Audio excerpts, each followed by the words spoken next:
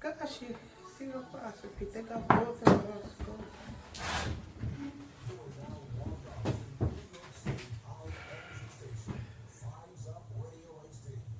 From making that switch to FivesUpRadioHD.com.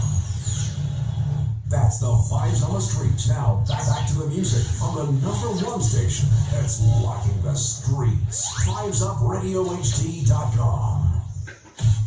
Keep your radios locked to New York City's high energy station. Take off your masquerade. I wanna see your face.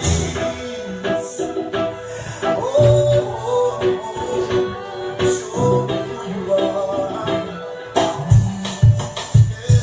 I'm master masquerade. Show us who you are. Show us who you are. Show me who you are. I'm master masquerade. Show us who you are. Show us who you are. Show me who you are. You keep on lying to yourself. Mic check, mic check. I did. But you only Mic check, but deep down mic check, mic check.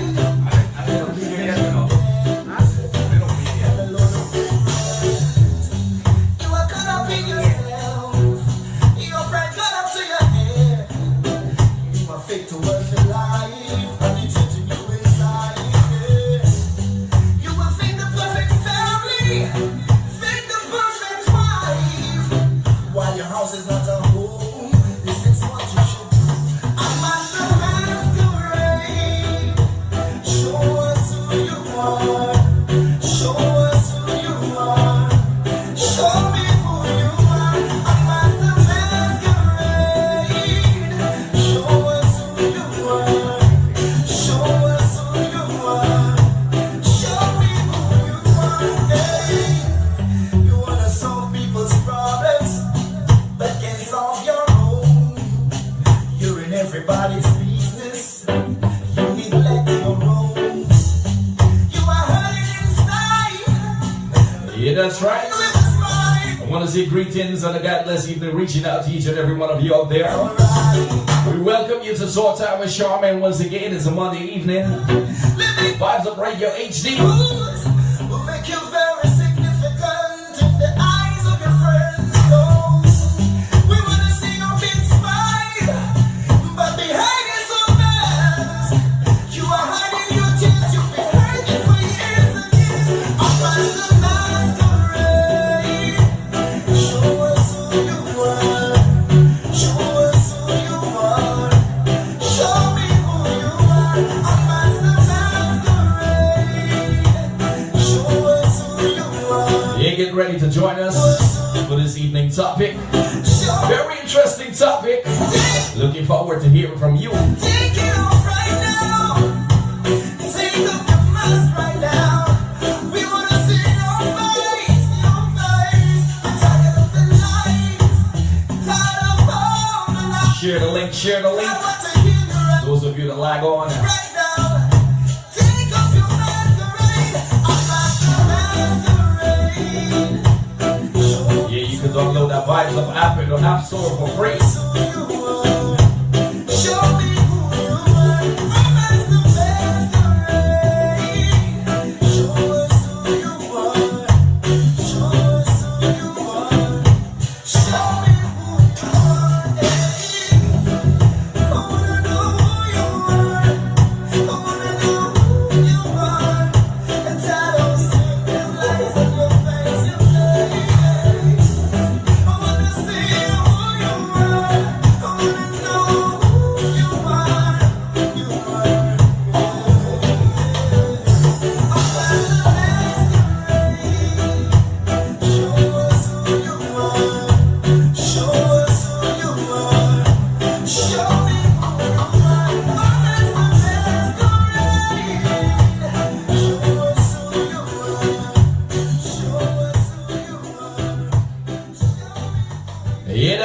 is the month of May. It's May the 1st. January, February, March, April, May. I gotta double check because I find myself going at the wrong people door. Jesus, Lord of mercy, help me. Never mind. Nevertheless, we just want to say a God bless evening once again, reaching out to each and every one of you. And welcome to Talk Time with Sharmin. We got Miss Sharmin and we got Miss Sharmin's sister. I'm very bad with name, but we just want to say good evening. Good evening, Pastor Peter. Good evening, listeners. Good evening, all. And welcome to Talk Time with Sharmin. Of course, to my right, Pastor Peter, let it out the bag, is Miss Marlene Hyacinth. And of course, now you know that it's my sister. See, I never said what kind of sister. Right. So tonight, I'm joined by my sister, Marlene Hyacinth, in the studio. Marlene was supposed to be here before to speak to us and about entrepreneurship, but now that we have her here and she'll get her feet wet, you will see more of her. Marlene has been in business as an entrepreneur. You know what? Why not let Miss Marlene Hyacinth speak for herself, right? But Miss Marlene Hyacinth has been a businesswoman and entrepreneur for the last 10 years. It's my sister and my friend. And so tonight we are here. You will hear more of her about her business and what she does during another show, but we're here tonight to actually, we're talking about mental health. Today marks the first day of May, and May is Mental Health Awareness Month. And we're going to talk about mental health in our community, how we understand mental health, and expect you all to join us via phone 718-342-0510 or via Facebook Live. So, Pastor Peter, take us away for a musical break. Thank you for having me, Sharmin. I really look forward to being here today. Thank you. And this would be your initiation. Merci. One of many. Thank you.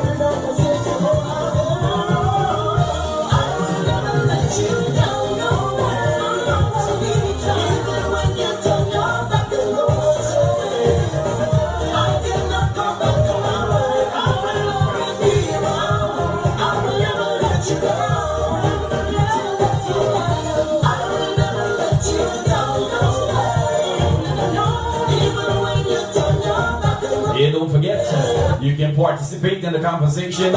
You can participate in the discussion. You can do so by calling 718-342-0510. Those of you that is on my feed, comments. Those of you that's in Sharmin's feed, you can drop your comments.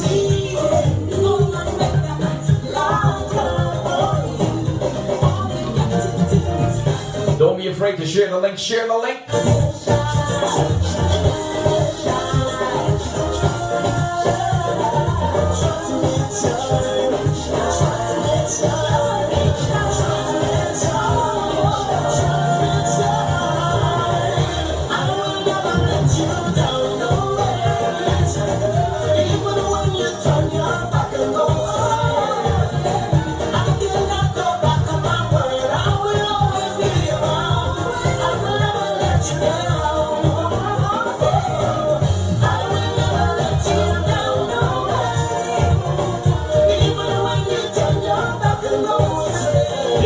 Radio HD on your dial.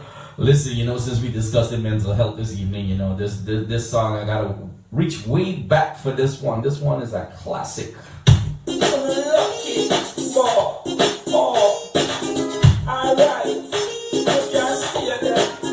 It's not good to mock people.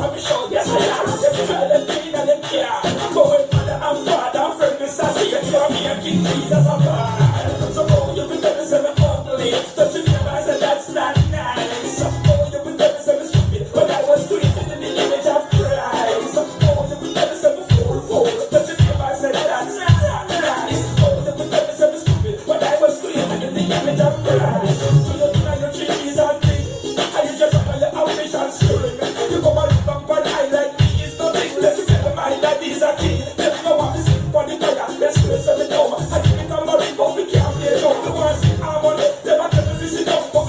I don't want to sing rap from. Oh, you would never say me ugly, but you never say that's not nice. Oh, you would never say me stupid, but I was created in the image of Christ. Oh, you would never say me fool, but you never say that's not nice. That's not nice. Oh, you would never say me stupid, but I was created in the image of Christ. When testimony time, them laugh me to start. Half is all full, baby man. The man is a push nothing back when they hear that I am. If it's not, we get up, we make them one. That's good to me, and you love it, yeah, man. So we still have this thing that really can't really happen. When I'm in the whole world, how I used to have it, never see me as a pumpkin, and see me as a yeah. Oh, you be telling me ugly, that your friend I said that's not nice. Oh, you be telling me stupid, when I was created in the image of Christ. Oh, you be telling me fool, but you never said that's not nice. Oh, you be telling me stupid, when I was created in the image of Christ. They think let me, to the situation person, but my God is no respect of person. To me up, a little man can disorder, them a sit here and talk about what that father, but the one, make them see it. When you criticize me, I pray, would I love to something that the offering trip, but I'm 15 years, don't make her get here. Oh, you be telling me ugly, that you know I said that's not nice. Oh, you be telling me stupid, but I was created in the image of Christ. Oh, you be telling me fool, that you know I said that's not nice. Oh, you be telling me stupid, but I was created in the image of Christ. So you know you trees and things, and you just follow your ambition string. You come and laugh after me like me is nothing. Let me tell you my daddy is a king. Let me know what me sing for the fire. Let's do this every time. I see me come and read, but we can't play it. You want to sing harmony? Them a tell me to sit down, but we can't sing out. Come on, we sing rap strong. Oh, you be telling me ugly, that you never say that's not nice. Oh, you be telling me stupid, when I was created in the image of Christ. Oh, you be telling me fool, that you never say that's not nice. Oh, you be telling me stupid, when I was created in the image of Christ. When testimony time, them laugh me to start. Ask me if it's all full, baby man. The Bible says push nothing back when they hear that I am. If it's not, we get up, we make them one.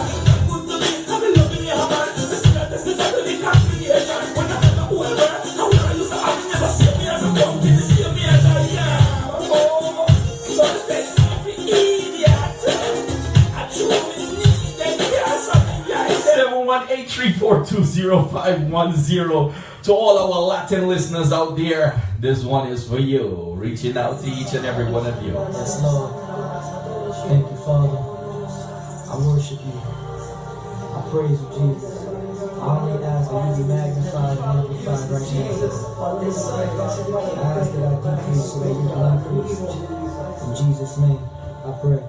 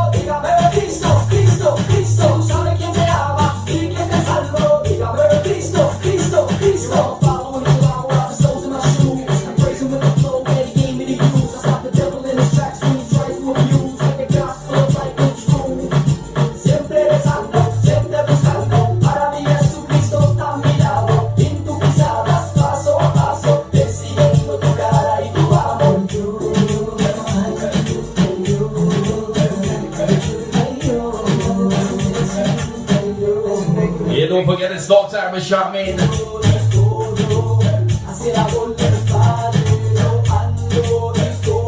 Yeah, that's for all the Latinos. You know what? I think I'm gonna give you the English.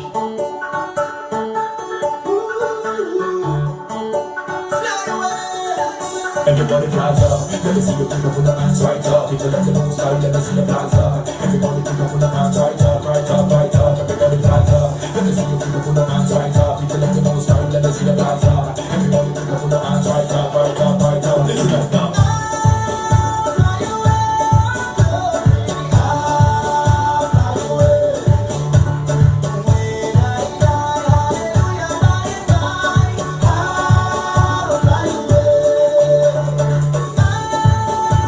Say a special good evening to Miss, or let me scratch that, Evangelist Bridget Blucher. Good evening to you.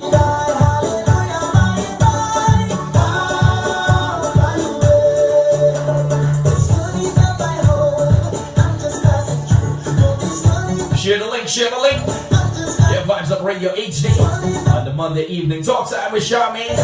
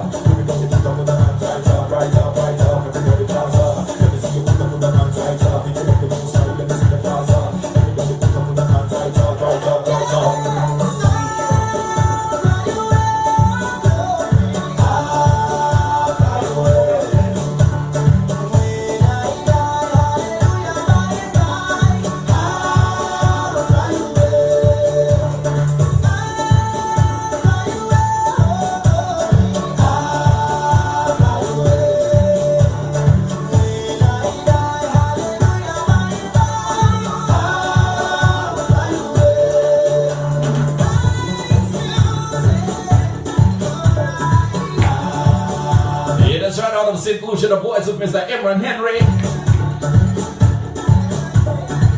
Yeah, we're taking the tour. We're gonna go to Jamaica right now. This is Sister Sasha. See, I was once a wretch like you, and I got drunk on Fridays too. Partied all night till the sun came through. But yeah, remember when she used to be with Sean Paul? shining through. The lust of flesh, it got me too. On top of the world, I was a fool, but I knew. Nothing no sweet like the bosom of Christ. Nothing no sweet like the bosom of Christ. Nothing no sweet like. Yeah, get your pens, get your paper. No money, no one, no. 718-342-0510. Nothing no sweet like. Getting into the topic discussion in a few minutes. No sweet like. When I say few, I mean two. Bosom of Christ. Nothing no sweet like the bosom of Christ. No money, no one, no host, no God, no care, no God, no fear, no son, no sweet. The world that ever compared to the love that shared in Christ, my dear. No love that was sweet, the word of the world is good, it's good. Never get high till you high on pride. Never satisfied till you give him your life. Holy Spirit, I call in. DJ pop up the rhythm. Cause I got that what me say, I mean, I give everything. We now worship, not topping.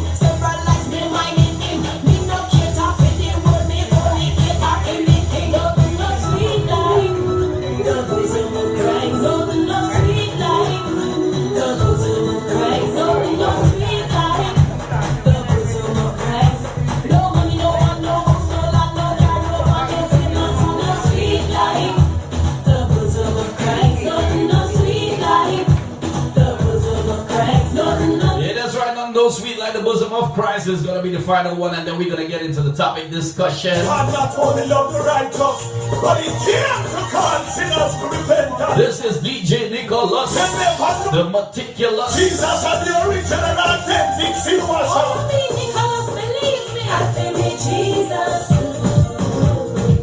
I feel me, Jesus. How can we not come? I want you to know. I feel me, Jesus too. How I want us I well. feel me, Jesus. Body make me rock. Rocky day. I feel me, Jesus. And make me rock. So lucky I day. want you to know. War.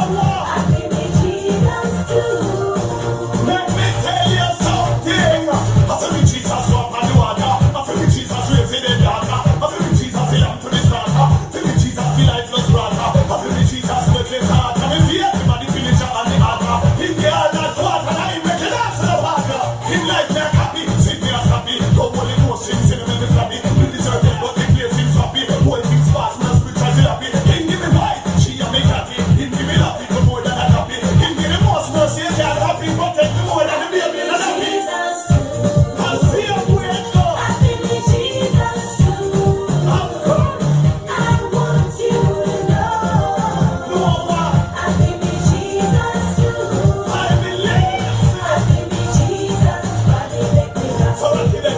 I feel me, Jesus. And make me rock. Lucky then. I want you to know. What? I feel me, Jesus too. Let me tell you who it belongs to. I feel me Jesus, take me Jesus. Them idol couldn't be me Jesus. Feel me Jesus, take me Jesus. This a blind man used to me Jesus. Feel me Jesus, take me Jesus. I'm a Sharmin, chill me Jesus. I feel me Jesus, take me Jesus. I think give me and to me Jesus.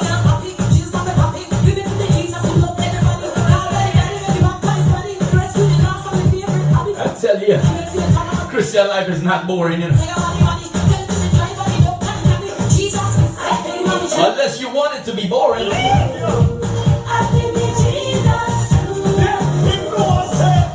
I know my Bible says, in the presence of the Lord is the fullness of joy. He comes.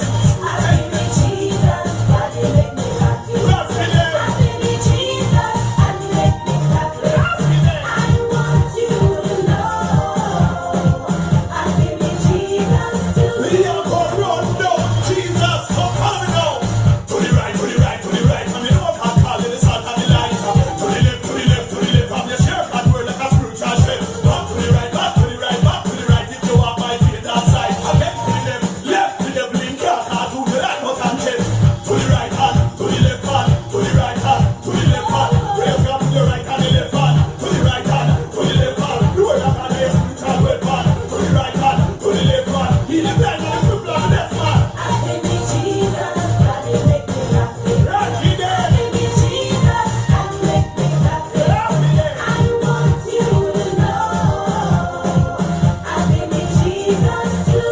Yeah, that's right. This is my Jesus too.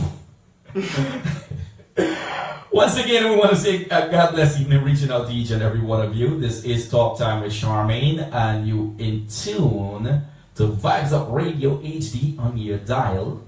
Please share the link. Don't keep it for yourself. And this evening topic discussion that we are having is on mental health.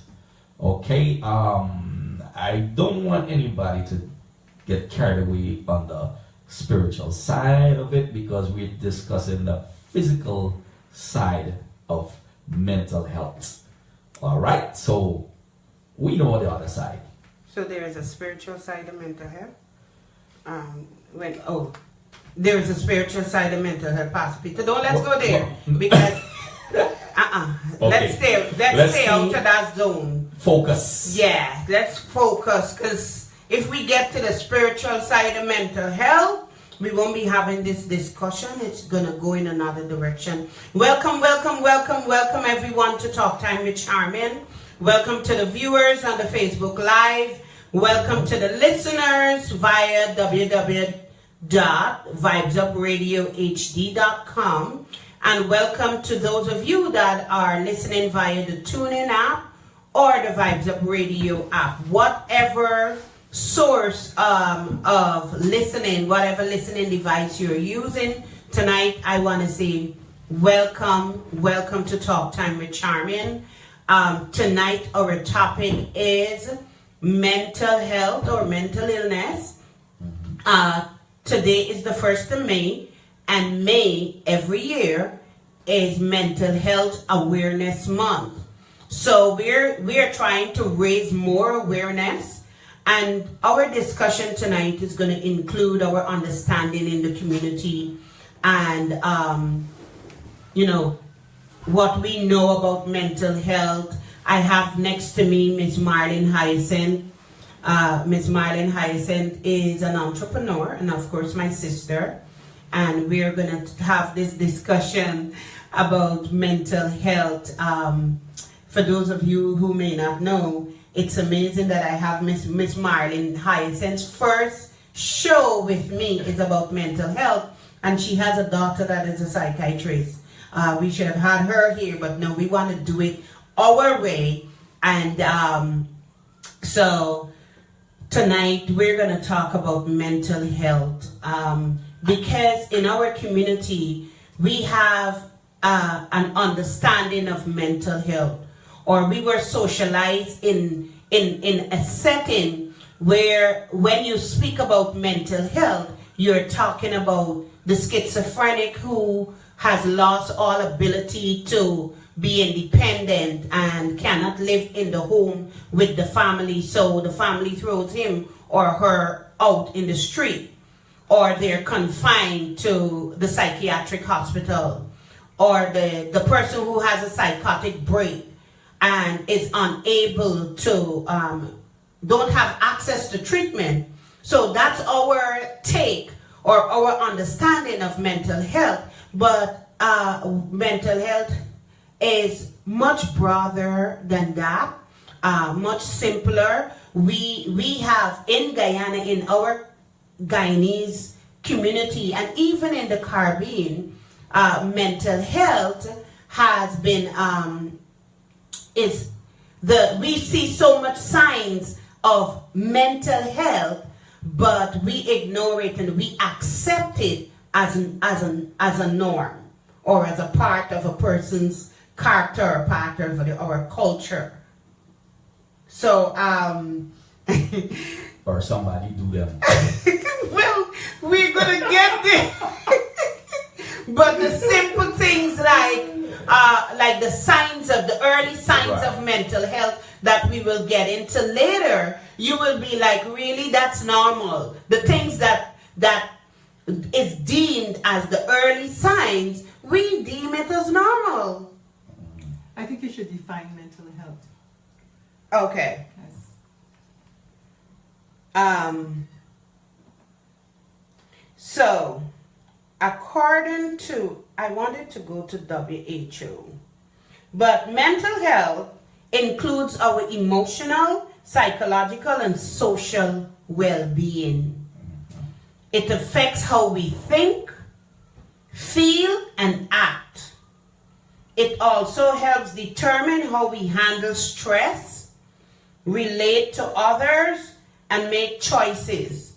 Mental health is important at every stage of life, from childhood and adolescence through adulthood. And that came from health.gov. So that's the definition of mental health.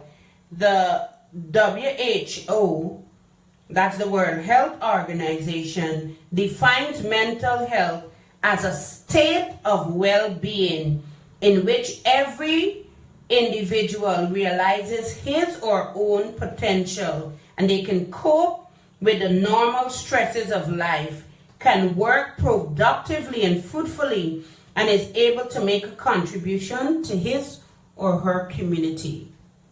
That's the definition of mental health.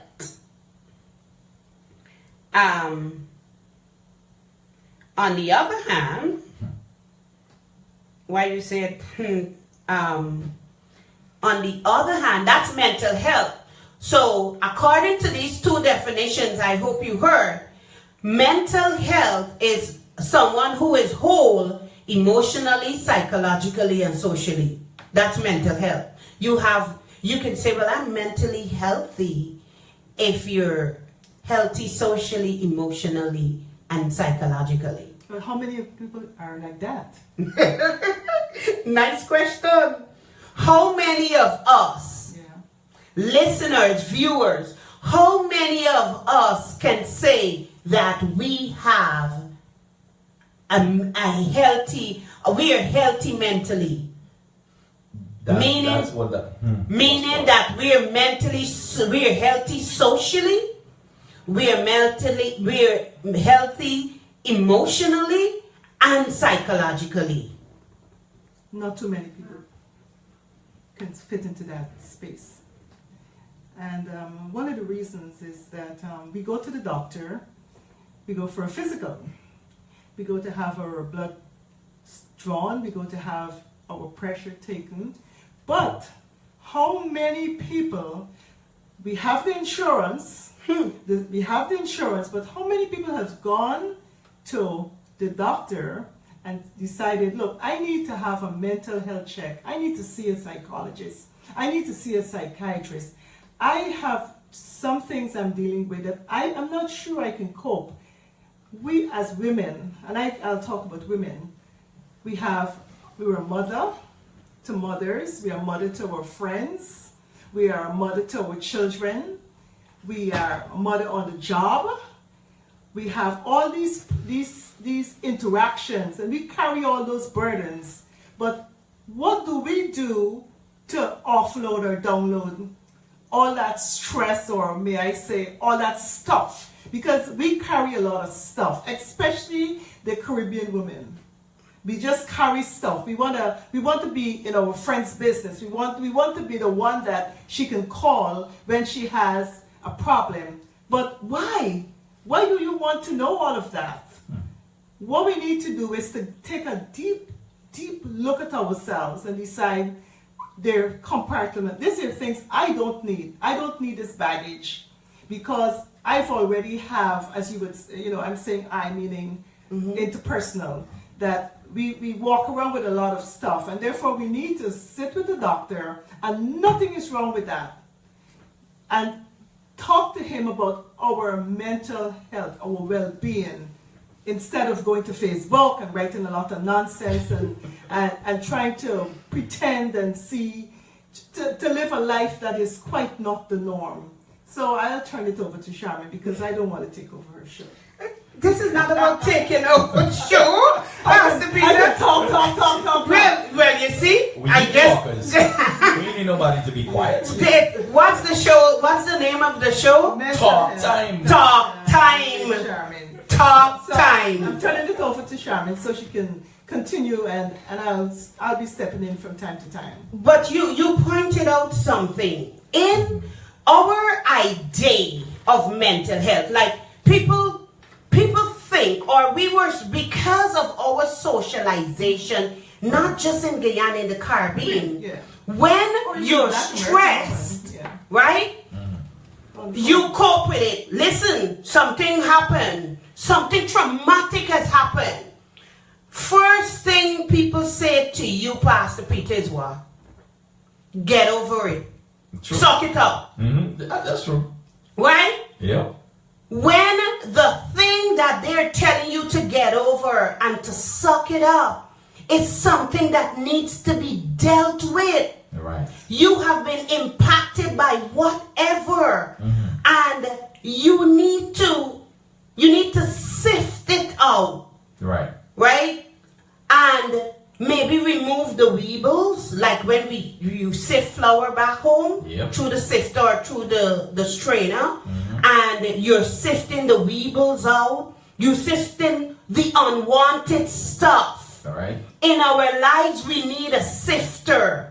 Our girlfriends cannot be our sifter. Exactly. Because our girlfriends need a sifter too. Yes, need some sifting too. Right? That's right. So when you are offloading on me, I have to have a place to offload. Right. But how many of us take the time to actually find someone and some place to offload. You know what? With insurance, some people have insurance. Well, They just most don't go. people do. Right. But they wouldn't go. Right? Most people have insurance, but are we using it? But the thing is, and the reason for us having this conversation is to help those of us in the diaspora to understand there is nothing wrong in seeking mental help for your mental health.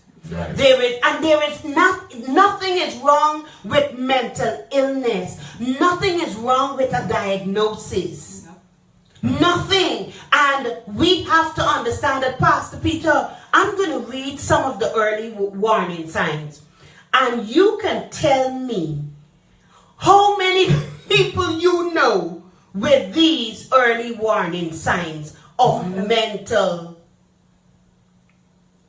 health problems. I'm not calling it mental illness. Right. Right? Because that has to be, that's a diagnosis. And a diagnosis has to come from a professional. That's right. Therefore, I'm not calling it mental Preach, illness. Sharmin, preach. I am calling it from, it's a mental health problem. Just like how we have physical health problem, blood pressure, and diabetes, Yep. we have mental health problems. Exactly. Yeah. That's so true. So here are some of the early warning signs. Eating or sleeping too much or too little. Pulling away from people and usual activities. Having low or no energy. Feeling numb or like nothing matters. Having unexplained aches and pains. Feeling hopeless or helpless. Smoking, drinking, or using drugs more than usual. Feeling unusually confused, forgetful, on edge, angry, upset, worried, or scared. Yelling or fighting with family and friends. Experiencing severe mood swings that cause problems in relationships. Having persistent thoughts and memories you can't get out of your head. Hearing voices or believing things that are not true. Thinking or harming yourself or others. Inability to perform daily tasks like taking care of your kids or getting to work or school. May I add something here? Sometimes people, they come to work and they're sulky and low energy. And when you say to them, what's the matter? Well, I'm not a morning person. There's some people whose mood fluctuates until 2 p.m. in the afternoon, when a few hours before they leave to go home. Right. That's a problem. That's a mental health problem that is not addressed. They're sulky, their attitude leaves a lot to be desired. They're just going through the day for a paycheck. And there's a lot of people in the community who behaves like that. And you know what? We think it's normal. I'm not a morning person. Or she wanted, you would hear, she wanted her moods. So what is that? What is Right. that? There is no consistency throughout their lives, I must say, or throughout the day. You're seeing this up and down, they're happy, they're sad. And that's a problem that one should go to the doctor and say, look, I'm having feelings that it's not consistent with how I think I should be. Right. Maybe I'm here to talk to you and talk to somebody who can help you. And I'm an advocate of going to see the psych. Go talk to somebody.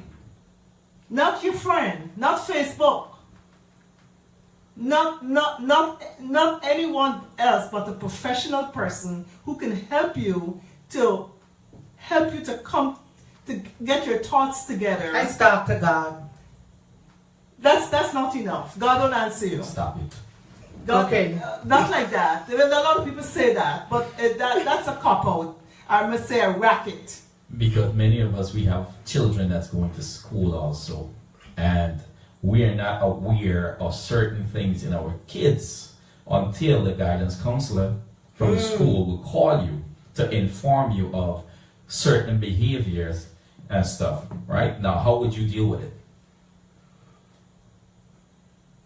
You have to seek a profession. There you go. Professional, right? And not that, the school forces you Right. to get help for your child. Exactly. But then you need the help because it starts in the home. Because the child emulates you. So it has to be a source. So we gotta get to the source. There you go. But how many, Pastor Peter, how many of us take that time to do that? Like Janice made a comment on the live feed, and I'm going to go there because I can talk from our community. Right. We experience a lot of trauma, right? That we think is normal. True. And those traumatic experiences damage us mentally. Like if we eat fast food or eat bad food for a period of time, our bodies are going to suffer. Yeah. It's toxic. If our minds, if we are affected psychologically or emotionally, we become psychologically or emotionally toxic. We are affected by it. We would go to the doctor, we would pop some pills for the physical, but we're doing nothing for the mental. Mental health. We're doing nothing for our mental health. So sometimes you're talking to someone and you're listening to them and you're asking yourself, is this person hearing themselves? True. Now, it's like taboo saying to some people, you need some help. You need to seek some help. Yeah. It's like, it's if you say that, it's like you just touch a sacred cow. And Yeah. I think, and I want to interject here. Any person who will come home, feed their kids, have their dinner, and jumps on the phone and talking with another woman or friends, that person needs help. That person needs, because what they're doing, they're masking a problem that needs to be dealt with. And I'm throwing it out there. If you're one of those people, go seek some help. Because all you're doing is, it's a cycle. You're on the phone, you're talking and this and that and stuff, and all kinds of. If you really were to assess what you've said, or all that you were saying, it's just a bunch of stuff because you don't want to deal with your stuff. Man, she sounds like me and Pastor Peter. Obviously, I'm looking at her. And you know she don't listen to my show. No? I'm too busy. No! I'm too busy. I'm busy. She doesn't listen to my Wow. show. So let me read what Janet said. Even more painful, when something traumatic happens, you pour out your hurt and heart to the clergy, those appointed to serve you, and they tell you to suck it up or get over it. The hurt then becomes a wound. Well, you know, Janice, I wasn't going to go there because I wanted to say, a lot of people say, well, I go and I talk to pastor and I talk to the deacon Pastor's and human. hold on, and but pastor is not a qualified mental health professional. Pastor can only listen to you, and pastor may have done some pastoral counseling. He or she is not a mental health professional. True. Right? So pastor may tell you, well, pray about it.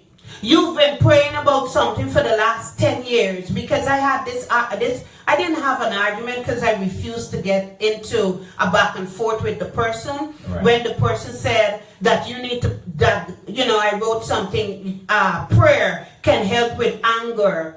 I walk in the church with some stuff, and if I didn't go seek professional help, Right. I would have still had my stuff.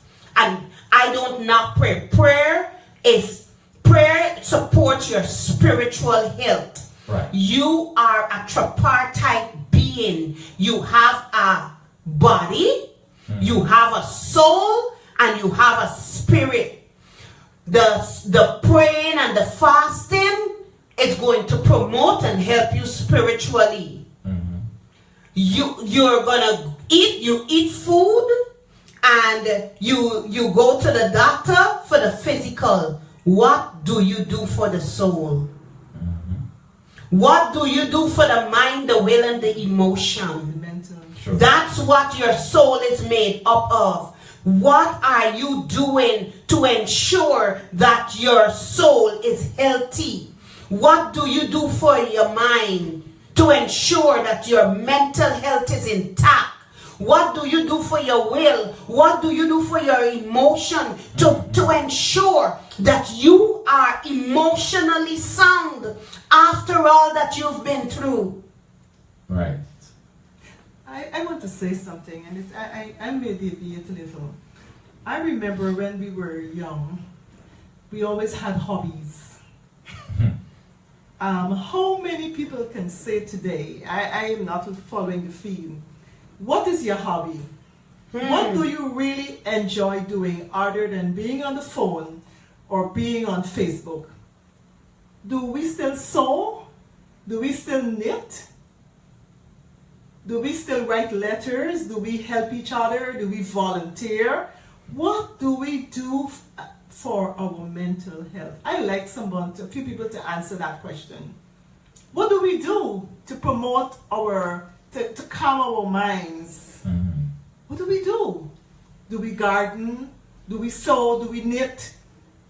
Do we mentor children? Do we talk about how we can help our community by doing something to help each other or help the young people that are coming up? How many people can say they volunteer 5 hours a month? 5 hours a month. 5 hours a month. Other than going to church between Sunday, between 9 to 2. What do you do? Taken away from video games No. and TV. 5 hours a month, Miss Isaac. That's a lot. These young generation don't have that kind of time. But Pastor Peter, I just want to underscore what Marlon just said, and it's like a light bulb went Marlon, off. I'm calling her eyes. I remember that when I was young, I had pen pals. I would write to people in all over the Caribbean. Does those things exist anymore? No, sir. Wow. So I have pen pals, and I'll collect stamps and I started collecting coins, and I think I was looking for a hobby, Marlene. I played hockey, I played football, I box, I go dancing. I guess just trying to find something that I liked. But how many people do that? And then we force our children by taking them to ballet or to school, to some game and all that. The kids don't really want it. To fulfill our dreams. Exactly. Yeah. And all of that is all part of a mental health problem. Unhealthy mental health.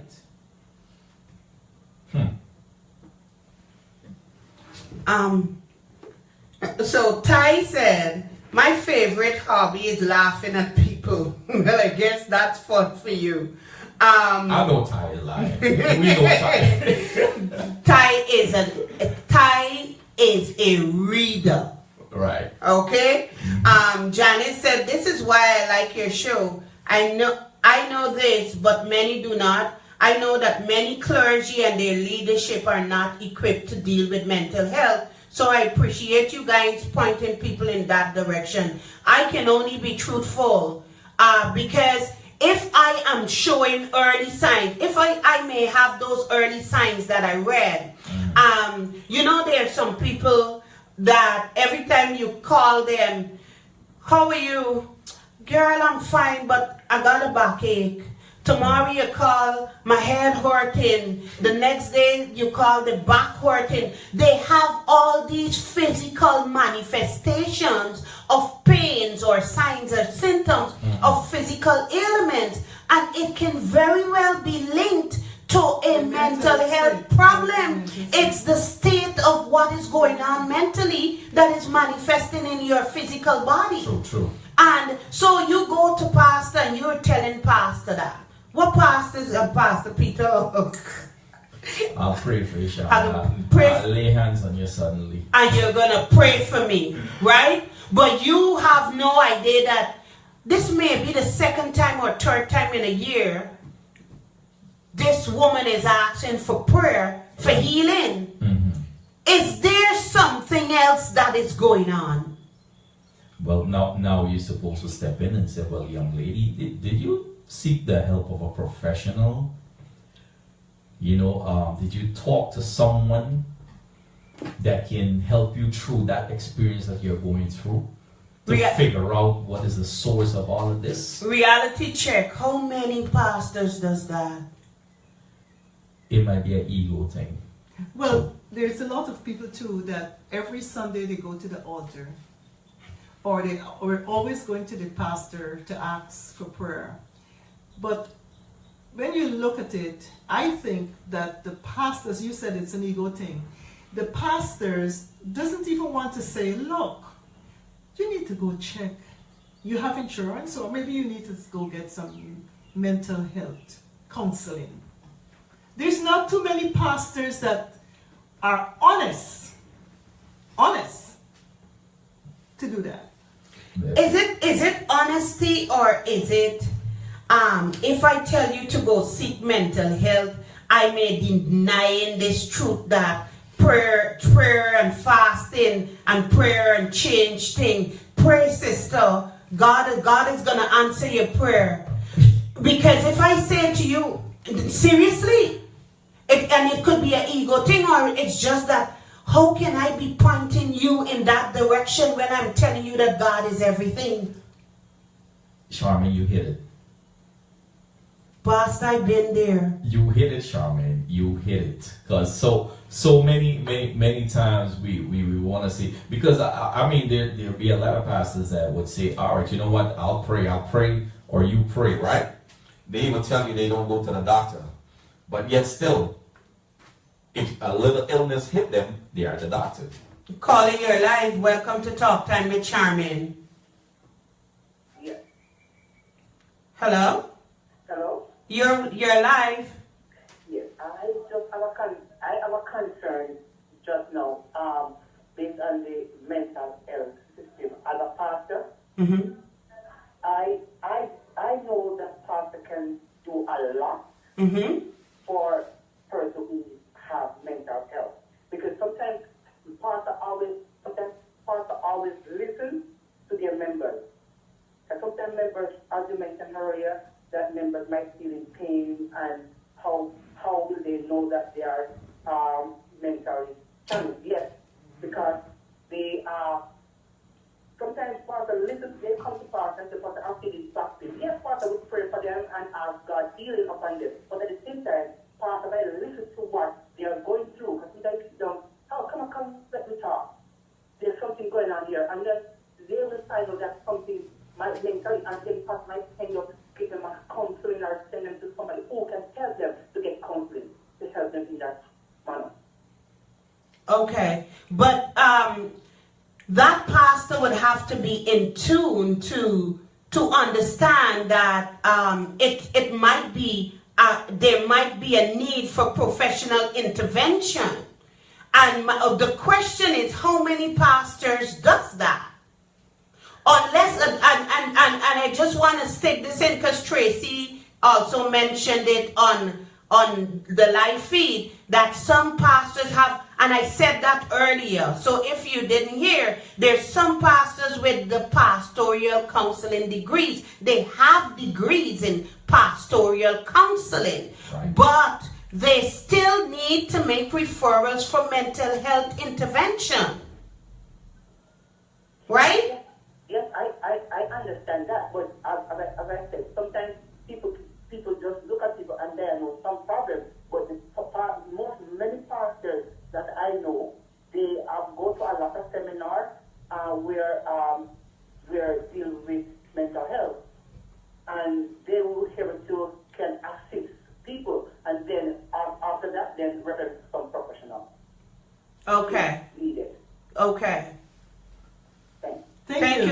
much. Thank you for calling. 718-342-0510. You know, when we go down that road, you know, Charmaine, it's. I don't want to go too much down that road because Please I don't. don't Please don't. Let me say what I have to say. Okay. Okay? I don't want you to go there. No, but I was just gonna mention something concerning point of contact. Go ahead. I'm interested. When Naaman came to Elisha, the man of God could have just said, "Thou be healed," and he would be healed. Okay? But there was a point of contact somewhere that he had to go to God to show his glory. Calling your live. Welcome to Talk Time with Sharmin. Hi, Sharmin. Hello, good evening. This is a familiar voice to you. Um, Kim, hi Kim, how are you? you know I'm not going to know you have something and I'm calling us before. Hi, Kim. How are you? Welcome. Thank you, thank you. I was listening in to what you guys were talking about, but someone is talking. Yeah, go ahead. Okay, so mental health is a disease. It's a health-related disease. And like any other disease, it requires a team approach. And you must use and refer. I heard Sharmin use the word referral, and that's the point I'm trying to build on. I understand, especially in our community, that the pastor plays a very vital role. And counseling with the pastor, because that's what he is. He is a counselor. He is not a healthcare provider. And counseling, yes, but then the pastor has to be able to be astute enough to know when the person he's counseling needs referral to a psychiatrist or a psychologist, because he really would be doing a disservice to that church member if he is handling a situation for which he is ill prepared. He could probably be causing more damage than helping that person. Okay, so referral to specialists. There is no area of medicine that one provider covers everything. You understand? That's why you have a cardiologist, you have the mental health professionals, you have dermatologists. Each person has their own area of specialty. And that's one of the issues with our community is that people go to the pastor for every single thing. And I'm not sure that they're always being referred to the correct places. If you go to the pastor with a financial issue, then he should have referred you maybe to an accountant or a financial planner, correct? Yes, it's true. Mental health is no different. And one of the things that I want to say is that in America, one of the issues that they've been having as far as healthcare providers is there were not enough doctors to provide the services for the American population. However, in recent years, we have other healthcare providers who are now capable, right? So now we have nurse practitioners, you have physician assistants, you have psychologists, different people who can spend the time to really address these issues. And in the past, when you went to the doctor's office, he just took care mainly of whatever the medical issues, not the mental health issues. Oh, yes. But your high blood pressure, your diabetes, and so on and so forth. And the offices were always so crowded, that doctor only had 10-15 minutes to spend with you. Mental health screening is now a part of your physical visit. Exactly. And you have to document that. And, with the changes and the progress in healthcare, I think we've begun to make real inroads. The other thing I wanted to say is that for the most part, people don't necessarily come into you saying to you that, oh, I have a mental health issue. Okay? Another top point I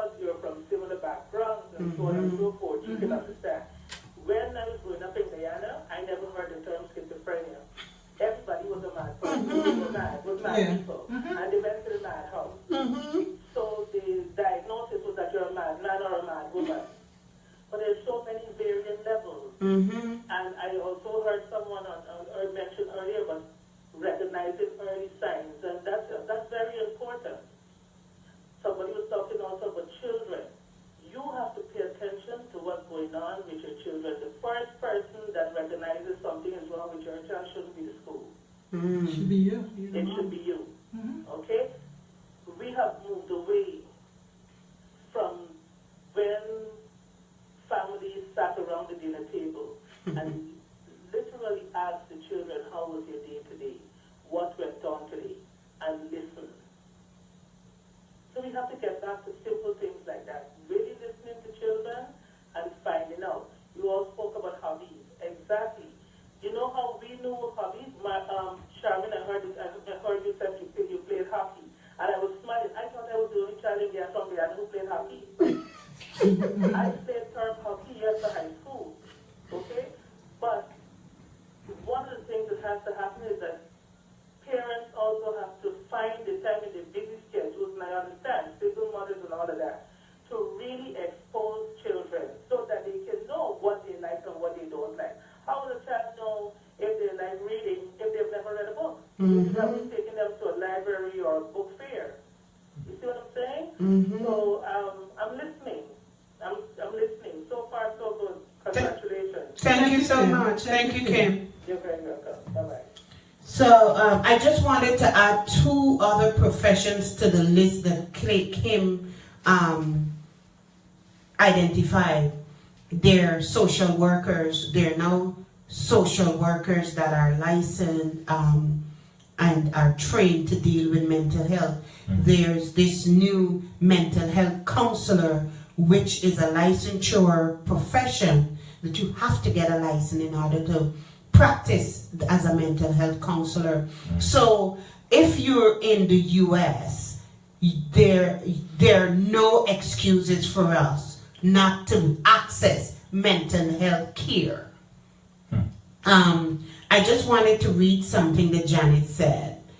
She said, you have to remember, in the black family, no matter what culture, to seek mental health support is taboo. We are taught from children that we have to be 10 times better in order to be successful. So being mentally, emotionally not well, it's not an option. That's a big part of our deception. And that's so true, because you, and Red Ants Bite, you said. Every time I call her name, Pastor Peter would laugh. Anyway, Red Ants Bite, you said, they call schizophrenia nervous breakdown in Guyana. And so, back to what Janice said about the taboo, and even if you're feeling like you can't do this, you would push yourself to do it because of the expectation that has been placed on you. And you really hate it, whatever it is, and you don't want to do it, and you don't feel like you have the ability to do it, but you prefer to try and fail than to say, this is not what I want to do.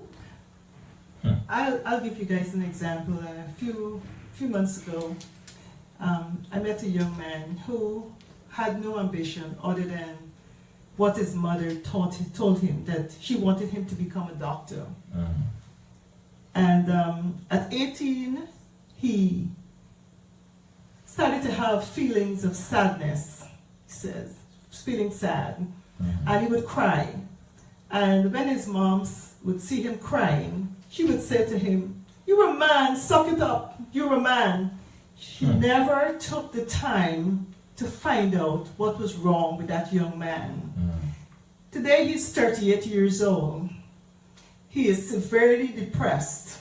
He has no desire to do anything else but to go. He gets up, he gets dressed, he goes to a job.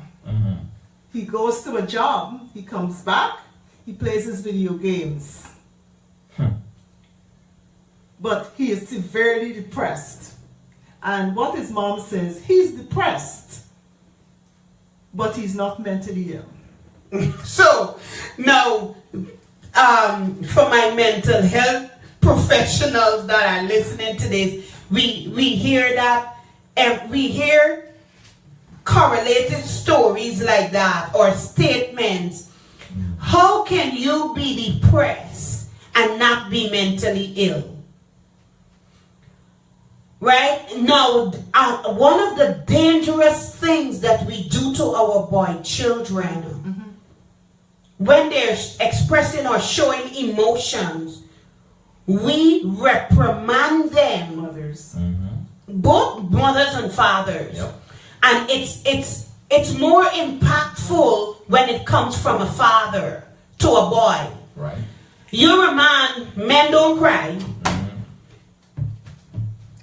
Here, as a parent and an authority figure in a child's life, you are telling a child to suppress a natural emotion.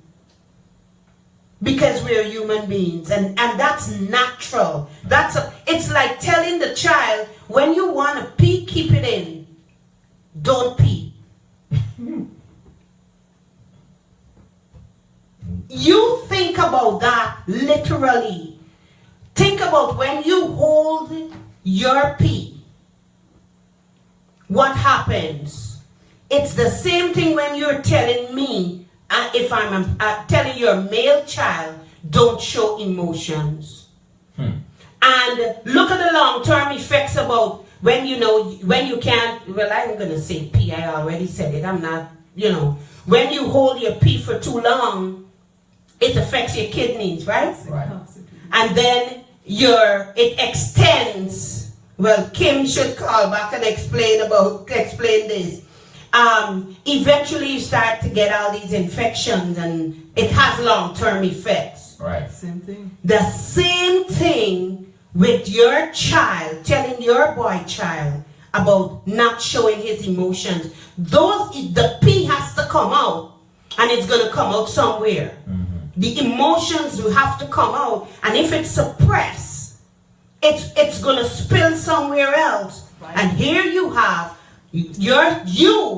caused your child to have some dysfunctions or some problems mentally and emotionally and even psychologically. The number here is 718-342-0510.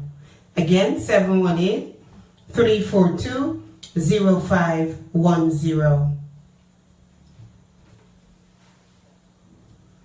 Pastor Peter, take us for a musical break. You're smiling, Pastor Peter.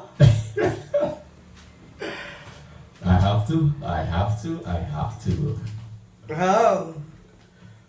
Someone to love, someone to trust, someone to depend on, someone to know, someone to love, someone to trust, someone to depend on, someone to know. I was sitting all alone, reflecting on my life. All the hurts and pain brought me through and strife. Lonely, lonely days and lots of sleepless nights. My mind messed up, I'm in a zone of twilight. Find myself to sleep, not in and not out. Everything I thought was destroyed without a doubt. Enough is enough, I had enough. Where is my friends? Where is my stuff? I had nothing to pay, nothing to hold. What if I die? Will you come on my soul? I heard about Jesus, give him a try. Into my world, I'm not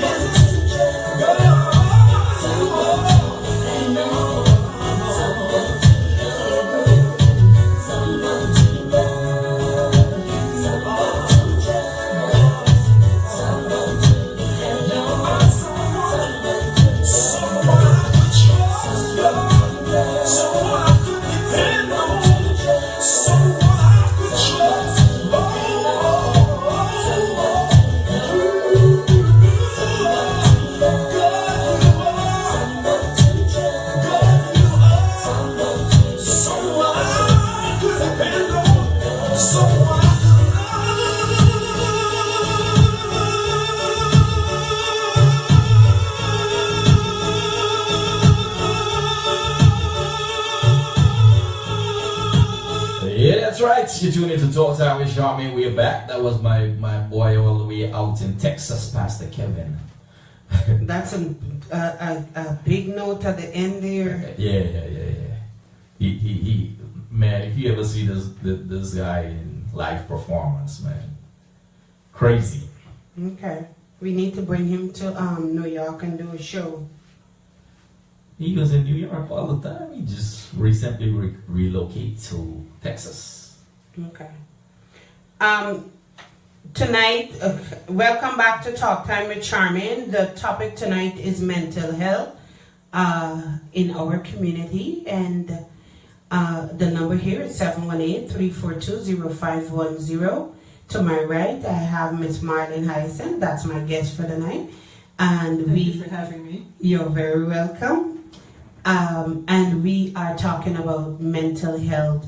Marlene, I wanted us to continue about that example that you gave, because it's such a great example of parents forcing, well, I don't want to say forcing their will, but forcing children into careers that they might not be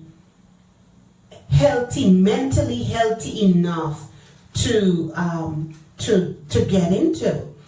And because I know of that situation, I think it's the perfect example for us to share about mental health. I think you should go ahead and share it. Because the first time I met this young man, self-mutilates. So he cuts himself With razor blades. with razor blades. And I had this long conversation with him, and he said to me, you were one of the first people that ever really listened to me and really understood what I was saying. I understand about the cutting, and we had a lengthy discussion. He is able to go to work. He has a job. But he isolates. And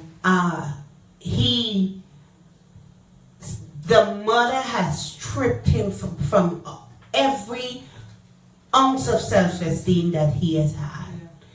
And if his mom calls now and he's having a conversation, after our conversation, he said to me, I can't let my mother know I spoke to you. Wow. I can't let my mother know that I spoke to you. That's some serious. But eventually he told her, and he was never able to contact me. But then he decompensated in the mental health field. Decompensation means that he got worse. Wow. And had to be committed.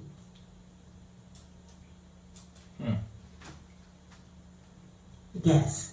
All because he said to me, I said, when was your first signs of mental illness?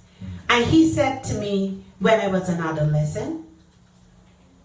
He understood, he acknowledged, but the mother would not accept that. And wouldn't help him to get the treatment that he needed. And he understood that he needed help. And the mom is a single parent. Wow.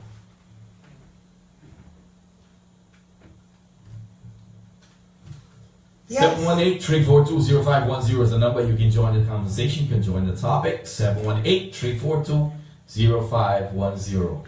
I'm going to say this also, Pastor Peter, for us in the Caribbean people living in the United States or in Canada, living out in the West, there are few mental health researches or studies done on us. You know why? Because we don't seek mental health treatment. We're about image too. Right. We're still stuck in labels and stigma. So the studies that are available are intertwined in African American studies of mental health because we do not access mental health treatment. Okay, so let's go home. The husband or even the wife, because both men and women, but mostly men, every afternoon before he goes home, he stops at the beer garden. That's healthy, right? Yeah. That's in, and that we accept that and we see that as norm, Exactly. as normal. Oh, you Just know, a drunk. where is daddy? You know, daddy gotta stop and take his wash down, right? And we see that as normal. We see alcoholism. We don't see alcoholism as a problem in Guyana. We don't see it as self-medication. We don't see the man who is stopping at the beer garden every day self-medicating that that's a cry for a mental health intervention. Oh, you looking for Paul? Go by the white shop. Yep. Or every afternoon, 6 or 5 men sitting at the gate drinking every day. And because of being socialized in those kinds of environment, that even when we see the need and feel the need to seek mental health interventions, we don't. But what about the mother who constantly is sweeping the yard, sweeping the house, and the kids come home and she wants them sweep the place and sweep the place clean, but she got you cleaning something? What is wrong with that? Obsession. Okay. Oh, obsessive. It's called obsessive compulsive disorder, OCD. Mental health. It's a mental health disorder. OCD, obsessive compulsive disorder. You can find that in the DSM-5. You know, because I saw a little video of this little girl sweeping the yard, and the mother telling her to sweep the yard, and she said, "But mommy, the yard's clean already." Because you know, in the country where there is dust, and once you sweep it, and if there is a piece of paper, it's conspicuous enough that you'll see it and you'll pick it up. Right. But there was nothing there, and the mother said sweep the yard, just like the example Marlon just used. Sweep it again, huh? So Pauline said, yeah, mental health is swept under the carpet due to the stigma attached to mental health in the Caribbean. Thank you, Constance. It is a family affair. Yeah. You know, because Pauline is so right.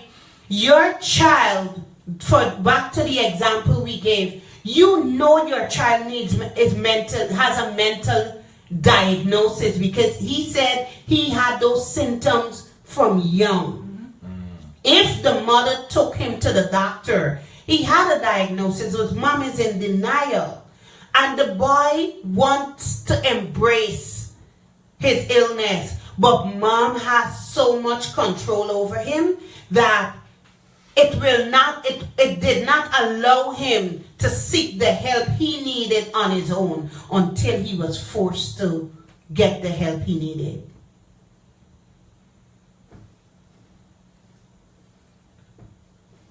(718) 342-0510. Again, the number is 718-342-0510. What is your, call us and share with us, what is your concept of mental health? We want to hear from you. That's why we're here.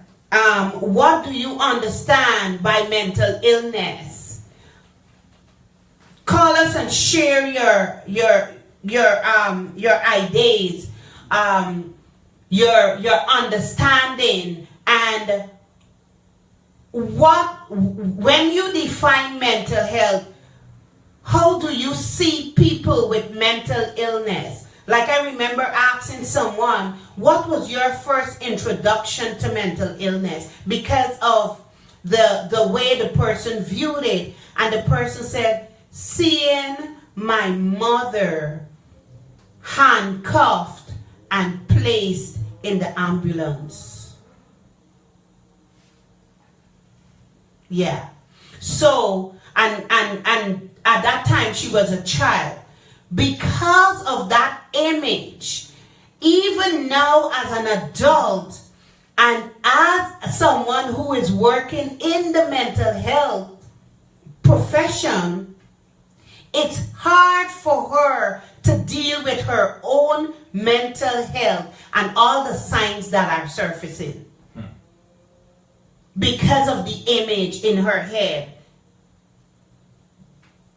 The number here is 718. What's your understanding of mental health? 342-0510. 718-342-0510. Do you think it's the stigma that is preventing many of our people from accessing mental health treatment?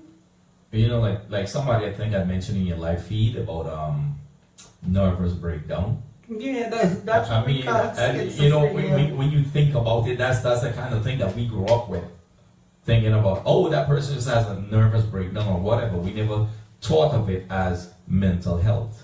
No, we call it madness. Or madness, yeah. Right? We said, oh, he or she is mad. Mm-hmm. Also, Pastor Peter, I don't think we embraced mental health, because you would hear people say, don't go in the family got madness. Calling your live, welcome to Talk Time with Sharmin. You are too true and too real. Good evening. Good evening, Brother Earl. Listen, man, we keep it real, we keep it raw, everything, the rules and the regulations and everything. I love that one. Brother Earl, I think your mouth is a little far from your phone, you know. We barely hearing you. You sound distant, Brother Earl. Sound very distant. Yes. Yeah. Let me tell you something. That right there, like I was saying, that right there is when you keep it real, you keep it raw. Let me say welcome back to the Queen, the Empress. Let me say good evening to Miss Marley. This right here, there's not too much I can put it, but let me ask a question here. I want to get clarification. We're saying, if what the panel is saying, there's no separation between depression and the next step or the next stage.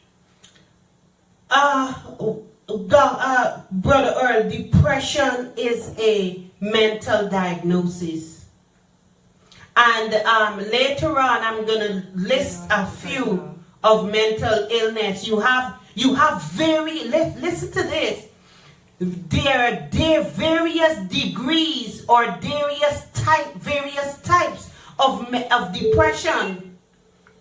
You have mild depression, you have moderate depression, you have severe depression, you have depression recurrent, you have bipolar disorder, which is a form of depression. So those are just 5 off the top of my head, Brother Earl. Right. Then you have schizophrenia. Schizophrenia has different types of schizophrenia. You have the paranoid schizophrenia or schizophrenia. And you have various types of schizophrenia. Got you. OCD is another form of the mental health. Brother Earl, mental health, they have so many mental health diagnoses or things that fall under mental health. Substance abuse is a part of mental health. They have their own Bible, and I call it a Bible. It's called the DSM-5. That's the latest one. You have 1, 2, 3, and it's the DSM-5.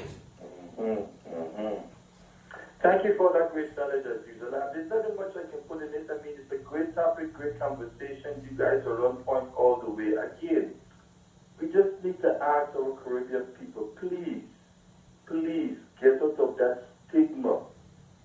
Get out of that stigma. There's too much help available, out here. In our communities, if you're afraid to do it, and again, stop being afraid to come out to your people. Speak up. Speak up. These are things I've heard and known for years. People go through these things. Something is wrong with the child. Oh, you just depressed. Don't worry with you. You got to get out. This is 2017. With this kind of free knowledge and information available that you're getting from Bible Radio. Good evening to my family out there. You got to use this stuff. You have to use it. Queen Sharmin is not just here to tell you this stuff. Take advantage of it. Take advantage of it. I cannot second this more than I always do on a weekly basis. It is great knowledge. It is needed. And it gives you every week for free. So again, I cannot piggyback more great topics, and we continue listening. Thanks for the time with you. So Thank you so much, brother. Thank you. God bless you all. The number here is 718-342-0510. Again, 718-342-0510. Let's hear from you. Brother Oral is always on point, man. Don't forget, you can also put your feedback or your comments in our live feed. We will read them for you. Okay, so that's Talk Time with Sharmin, 718-342-0510. Vibes Up Radio on HD on your dial. You can share the link also. Share the link. We're here until 9. 718-342-0510. What's your idea about mental health?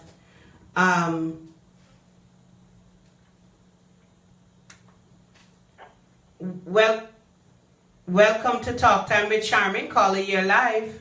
Hey, Sister Sharmin, it's Tyrone. I did not say my hobby is laughing at people. See? My hobby is laughing at me. Okay. See, Ty, you see, I defend you because I know I said Ty, that's a lie.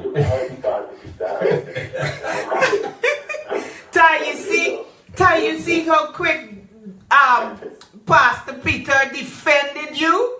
I know. Mental health is one of those, another one of those taboos that we deal with in this culture, in this society, and in the society from which we come from there. People don't understand. The thing is like, I hear people referring to people that they're mad and what's not in terms of being suffering from mental issues. All sorts of things causes us to suffer from things, especially if we have a family history of it. We're susceptible to suffer from things. We live in a society today where we don't like to interfere with other people's lives, so to speak. And I use that word interfere because that's what a lot of people say. When people ask me what is going on, I like to tell them, hey, look, I'm having a bad day. And sometimes I see people and I say, why don't you smile?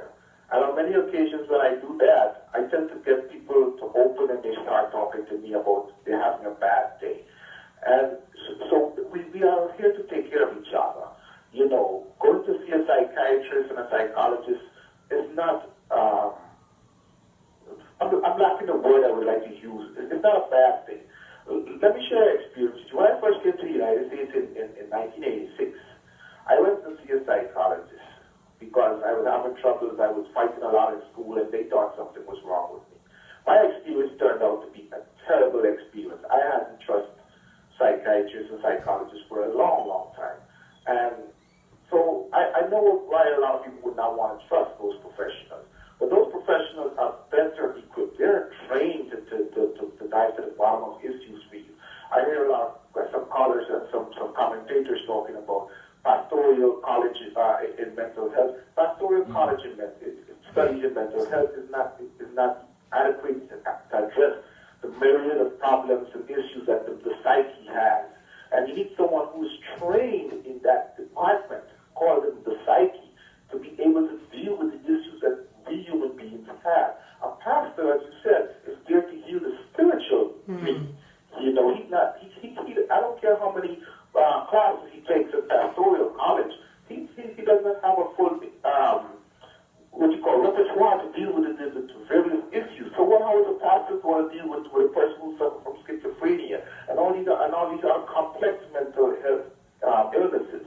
You know, so with the approach, I like to tell people, in anything you do in life, have a holistic approach. So if you go to your path, and I agree with Pastor Peter, some of these guys are egos. When you know that it's above your pay grade, you have to say, hey, listen, you need to go to see that mental health professional. I can look up some people for you. I can help you go there, you know, and drop your ego and help get that person to the next level of care that they need, you know, because if we don't, all we're doing is, like the sister said, turning a hurt into a wound, and then it becomes that type of wound what we call life sores. We call it back again. And it festers and festers, and then when that person lashes out, it's like, well, you know, he was a nice guy. Well, we didn't take time to find out all the issues that was bothering him. You know, the pastor tell him, suck it up and drive on, or somebody tell him, hey, look, she's having a bad day, and just ignore the telltale signs. It's similar to people who suffer from suicide. You know, so I'm not suffering from suicide, that's not bad, but have suicide ideation. You know, we see the signs, we ignore it, and then bang, we hear, oh, you know, that person killed himself, and then we say, oh, you know, I saw some signs. After the matter of issues, you know, it's not a quick intervention is what we need, you know, and people should develop friends. Hobbies is a good thing, as you said. Have friends that they can talk to, people that they trust, you know, and that's something we're not doing much in these days. We're not developing close, meaningful relationships. You know, we're developing superficial chain links to the next level of enjoyment, but we're not developing relationships that we can turn to somebody and say, hey, look, I'm having a bad day. And that person being a true friend, a husband, wife, or whatever, is going to be able to say, hey, you know what? I don't have the skill sets to address your issue. But how will we explore mental health to someone who's a professional to take on this issue and what? Ty, I just want to interrupt you. Question. You're talking about relationships. And we are not developing those bonds like we used to. Do you think that social media, these virtual relationships that we are developing, has interfered with that? Yeah, I think it started before that. One is great, because it had a lot of negative effects on the traditional relationships, so to speak. You know, there was a picture that was posted around a few years ago. Two young people in their early late teens on a date, and each one of them are sitting across from each other with their smartphones communicating. That's what our society has come down to. So that now we must communicate with these inanimate devices to feel a part of the society. Right? There's no longer looking that girl in her eyes and telling her, I love you, or I care about you, whatnot. We now do it by text messages. You know, there's no longer this reaching out and saying, hey, how are you feeling? We now send a text and an emoji that says, hi, how are you doing? Rather than calling and using the human intuition to hear something in your partner's or your friend's voice and intervene. You know, people could send all kinds of text messages. But technology plays a part in masking what is going on with people, because people are now so reliant on this technology to communicate and whatnot, that they're lost. They're losing it. Their human communication the human skills, touch, personal skills. That, you know, whereby I can call Mr. Sharmin on the phone and say, hey, Mr. Sharmin, I need to stop by your house so I have to have a face-to-face. Right? And Mr. Sharmin may not be trained as a psychologist, may not be pursuing her doctorate in psychology, but because she's a caring friend, you'll be able to pick up some subtle differences in my verbiage and realize there's something wrong with Ty. Let me try it. Let me deeper to find what's going on with Ty, so I can help that. But because there's text messages, all that we're empaths, we can't read what is going on with that person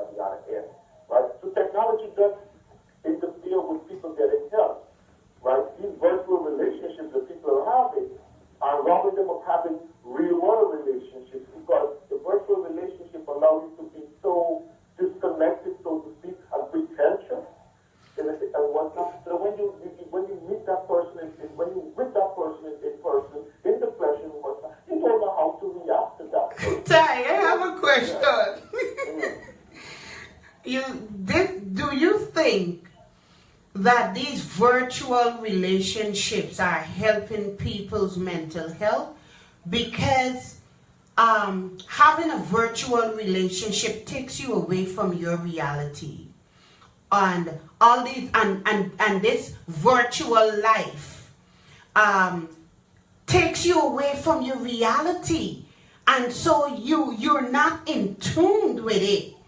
Do you think that can affect our mental health? Or Yeah, it can affect our mental health. And let me tell you why I think it can affect our mental health, right? You build up this persona online in the virtual world, and then in the real world, it doesn't exist, right? And so because you've not created this virtual, that's what this virtual persona, and then that is not you. So that it can contribute to mental health. And let's say, for instance, the person you're talking to on the other end, they this wonderful picture of who they are and all the things that you fall in love with that person. You fall for all the nice things that that person says to you. And then when you get to meet with that person, the first couple of days, that person lives up to everything they tell you in the cyber world, right? But then you start to cohabitate with that person and realize that, oh, this is not. So it can contribute to mental health issues, so to speak. It can. This like I said, technology is a beautiful thing, and I'm glad that we have so much of this today. But I think we need to go back to being human beings and not robots. We need to go back to holding hands and hugging people, not in the virtual world, but in the real world. I think we should use wisdom. So I don't know if we're gonna ever get back there, man, because I saw an article on AI, which is artificial intelligence, where they're in England they're developing lifelike robot men for the women. Well, Pastor Peter, in our generation, in our lifetime, they will be able to replace us right now. and we need to ask our sisters to take advantage of being real. And then, hey, look, a tidal wave begins with a drop of water, right? Mm-hmm. And that's a ripple. So in order for us to have a tidal wave of change, we need to come out from behind the computers and whatnot. We need to have more events planned in the real world, so to speak. And as we do that more, because artificial intelligence has its purpose. There's the introverts who are going to love that kind of stuff because they get to create their own kind of world. And listen, we can't turn back technology. But what we can do is try and use it for our benefit. You're right. It has a lot of pluses and a lot of minuses, and we need to expand on the pluses. We need to see how it can work for our advantage, and try to limit its disadvantages to our life. And an individual has to know what he or she wants. And if you want a relationship that is perfect and what's that, then virtual relationships are the best relationships for you. Where human relationships are dynamic and imperfect. I like to tell people that perfection is an illusion. And it's the illusion that F's up our life because we're so in pursuit of perfection that we forget that we are imperfect. And so that when we meet the imperfect human beings, so this is why virtual relationships can lead to mental problems, because a person who is conniving and what's that can paint you the picture that you want. It is not the picture. And destroy you mentally. Right? Because then when you hear all these wonderful praises, you may be bad at something and somebody tells you you're bad, but this person is telling you all these wonderful things. It's sort of exploiting your esteem. And then it boosts you up and gives you this false feeling of being something. Social media. That's what social media does. But what it's doing, it's fostering a lot of delusions. Yes, it is. Delusions of grandeur. And if someone is predisposed to those things, it increases with these virtual relationships. You remember, Pastor Peter, when I did the show show on April 3rd, I said that when the drive shaft is broken, Oh, yeah. you have a problem getting from point A to point B. Yep. Well, that is what happens also with people who have suffered some sort of abuse, whether it be physical, mental, or otherwise in the developmental stages of life. They get into adulthood. And the drive shaft may not be broken, but it may have a little kink in it that causes it to turn not so smoothly, right? And then there's this person who is just wicked and is online, and you may confide in them in some parts of your personality, and they're making a mockery of you, telling you all the things that you want to hear, and then eventually, boom, the bottom falls out, and you have no clue because you've been trusting this person, this cyber person, into so much of your world and giving so much of your trust into. So this technology, while it has its positive, this technological agent can be very destructive to the mental person. It can be very destructive in so many ways. Thank you so much, Ty. Thank you. You always, that was on point. You raised a few questions about this the impact of virtual relationships. I think you'll have to come in and have that. Let's have a show on virtual relationships. I want to say one thing to you. I'm talking to a buddy who's a cyber security expert. Mm-hmm. He is really working hard to get information. He can't come to do the show himself, so he's trying to get the information to me so that I can do the show for him on cyber security and some of the things we need to look for in how to protect ourselves on cyber security. But as soon as I get that information, I'm going to call you and we can make arrangements to do that show. And with this type of relationship stuff, I've actually been doing some reading or some study. Perfect. On it, and I'll get in touch with you. Perfect. All right. Okay, bye-bye. Bye-bye. 718-342-0510, 718-342-0510. Our topic tonight is mental health. How do you view mental health? What's your understanding of mental health? Call us 718-342-0510. I want to share some statistics. Okay. I have two sets of statistics here. This is from England. I have listeners that are in England. In approximately 1 in 4 people in the UK will experience a mental health problem each year. This is England. Mental Health Foundation, England too. Why did I get England? I thought I had the US. All right, we're going to take a quick musical break while Sharmin gets her articles together. Yeah.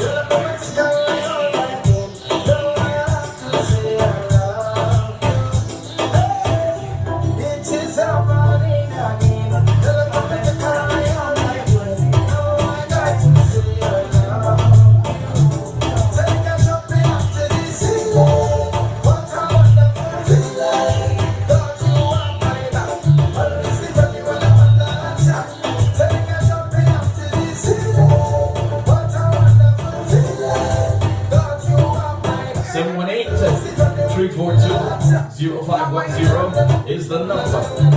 718-342-0510.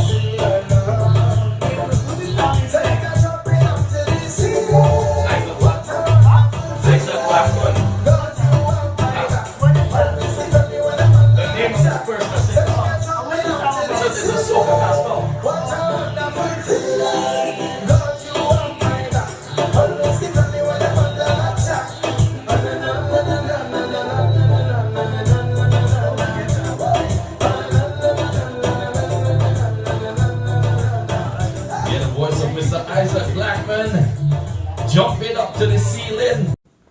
And there's a lot, Pastor Peter. 20% of people with major depressive disorder develop psychotic symptoms. Right? Marlene just said to me, you know, Sharmin, people need to start reading more. I think people has gotten very lazy and don't read anymore.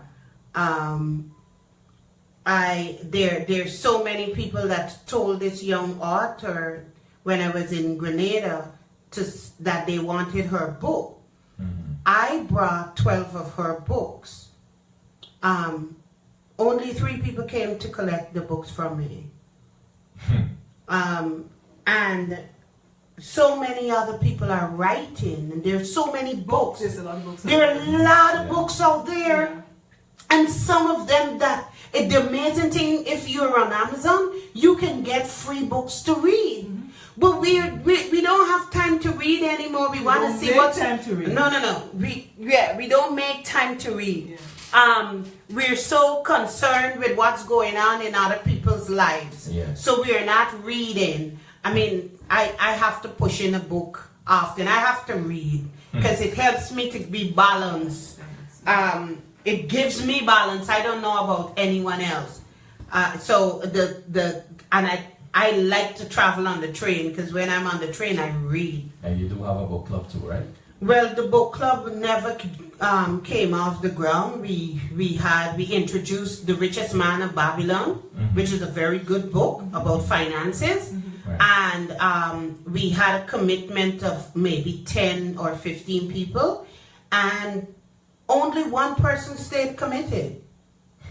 Like everything else. There you go. So, anyhow, 10 to 15% of women develop postpartum depression. 2 years ago, I had my niece, that is the psychiatrist, present at my conference, and she highlighted postpartum depression.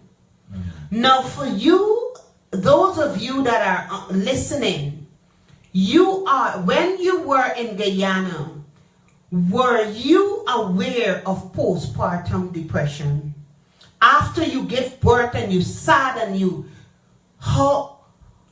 see that so often, and women had to get over that on their own because they didn't even know what they were feeling. They didn't even know that this is something that some women experience. 10 to 15% of women experience it. But do we even know what is the cause of that? It's just natural. It's your biological. Your chemical just get imbalanced with the additional chemicals from the child, from child rearing or giving the birth. I don't know. But it's something that happens. And it can last for more than 2 years. Wow, really? I thought that was just like a 3-month thing. Or... Some people never get over it. Wow. In the US, some women, children are taken away from them. Wow. But you can imagine the severity of postpartum depression in Guyana, and we're not aware of it, and women are experiencing that, and they have no idea what's happening to them. And it goes untreated. What if they have never been able to get out of that? Right. And they're still suffering the consequences even today. Now, 350 million people worldwide suffers from depression.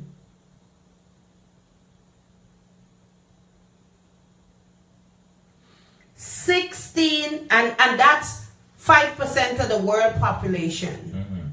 And that's just depression. Depression does not include other mental health diagnoses. 16 million adults had at least one major depressive episode in 2012. At least one major depressive episode. Pauline said her daughter-in-law had postpartum depression and did not want to bond with the child. How many parents, how many mothers give birth to children in Guyana and didn't want to bond? Right? What's happening. I mean, where Pauline is in London, right? So she has access. In Guyana, what do we do? Girl nurse the child, put your mouth. Right? Right? Yeah. Right? That's what we do. Because we have no understanding what's happening. Right. Aggressive behaviors. Or the mother says to the aunt, because you know we have those extended families in the house. Look, you bitch, man. Look, you deal with this baby, and hand that child over.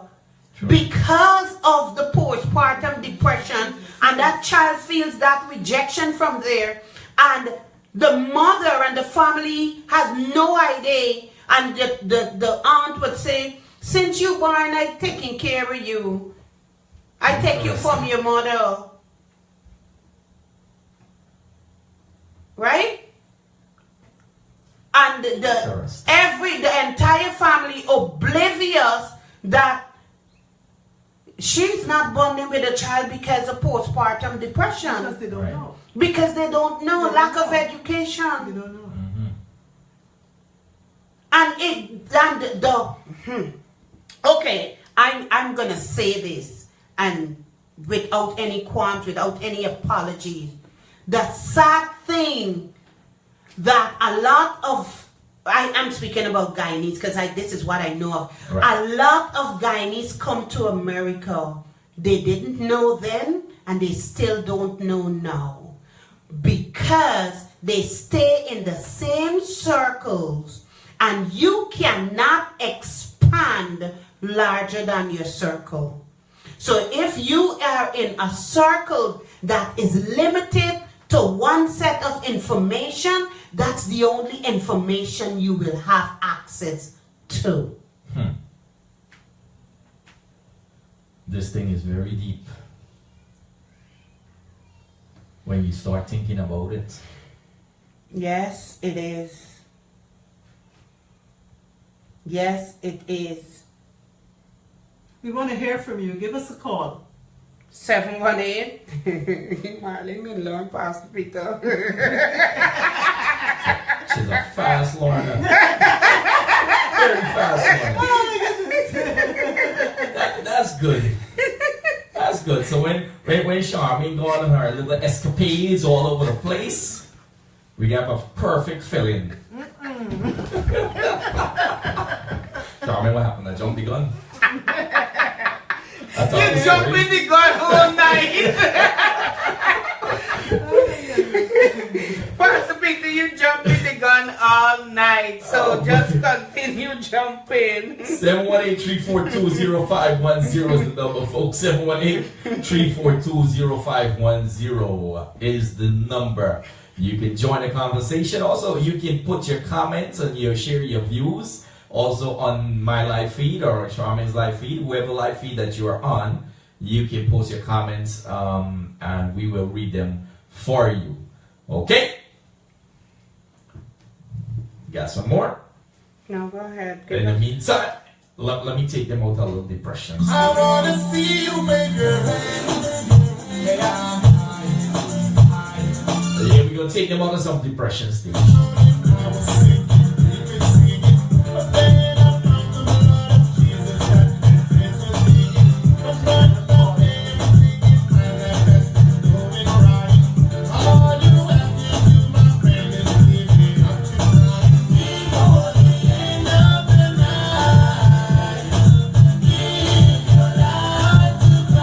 Yeah, I know a lot of you got caught.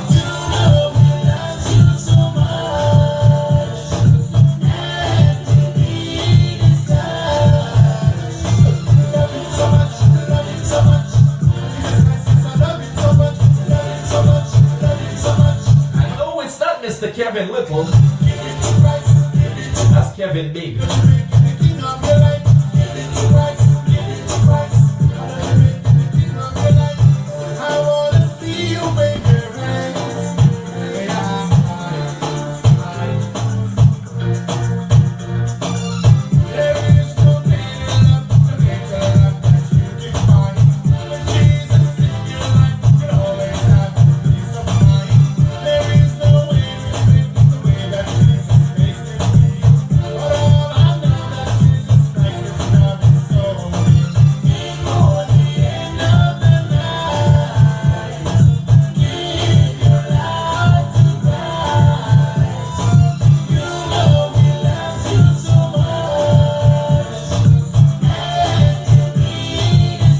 Listen, Sharmin gonna promote the next gospel party.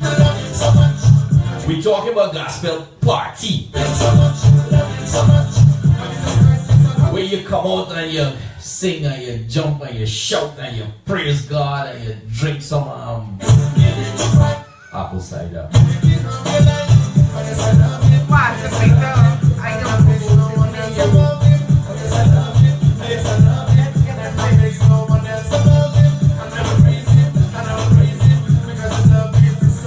Pastor Real Peter, thing, real thing. Pastor Peter, you must not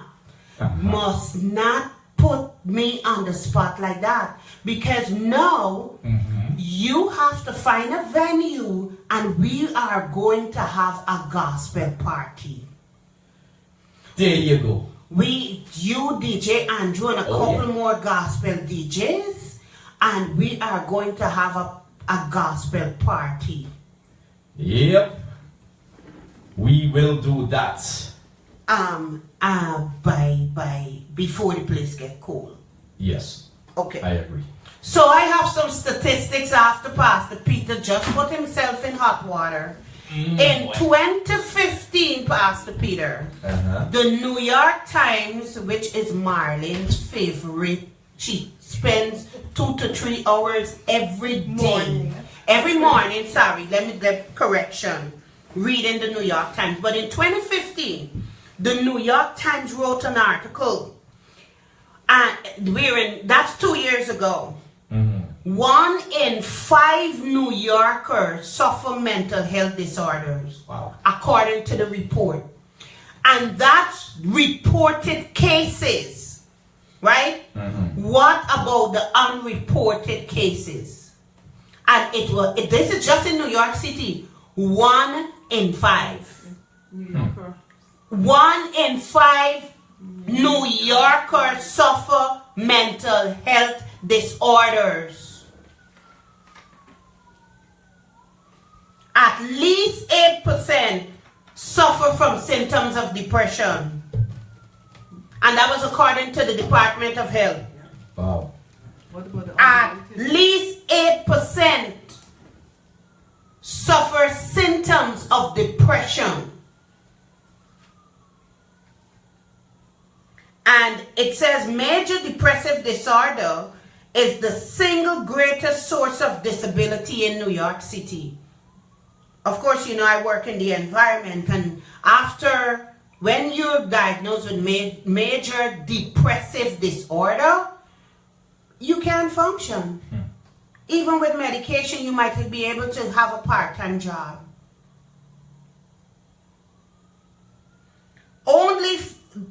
Yet, listen to this, less than 40% report receiving care for that major depressive disorder or mental health disorder. And some people function, some people could go to work. Mm-hmm. And all they do is go to work, they do what they have to do, and they leave.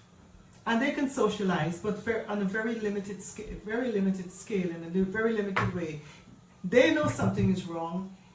The people around them know something is wrong, but everybody tippy-toe, that's what you call it here, right? Tippy-toe around this person needs help. But nobody wants to go to help that person. And we see it a lot in this community. Nobody wants to help. Nobody wants to say, okay, this is what this person needs. Let me help you by giving you 3 doctors that you can go visit. You make your choice. If you need me to come with you, I'll be there. How many of us have done this for a friend or a brother or a sister? Me. Yeah, us. And that's a serious question, and it should cause us to think. There was a survey done of 1,000 CUNY students. Now listen to this, people, because you know the idea that people with mental health disorders are not functional. But a survey of 1,000 CUNY students found that 26% of that 1,000 reported significant anxiety, and anxiety is a disorder. It's within the DSM-5. You hear people say, okay, I had an anxiety attack, like if it was. If it's an asthma attack, we get the pump, right? We get oxygen, we see the doctor. Anxiety attack, some of us don't even go. We just talk about it like if they just had hiccups. And also there are women and men 60 years and over that suffers from anxiety, and they don't want to get help. Because I live 60 years already. Why must I go get help? Too old now. I too old for the. I am just gonna be look. Let them young people go get help.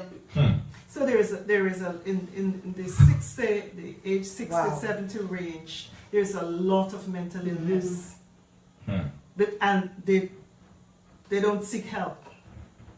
Because they think that they can live, they've lived already 60 years of their lives, and they don't think that they want to go have a better life or live their best life by going to get some help. Wow. So with the CUNY students, 1,000 CUNY students, 26% reported anxiety, 19% had symptoms of depression.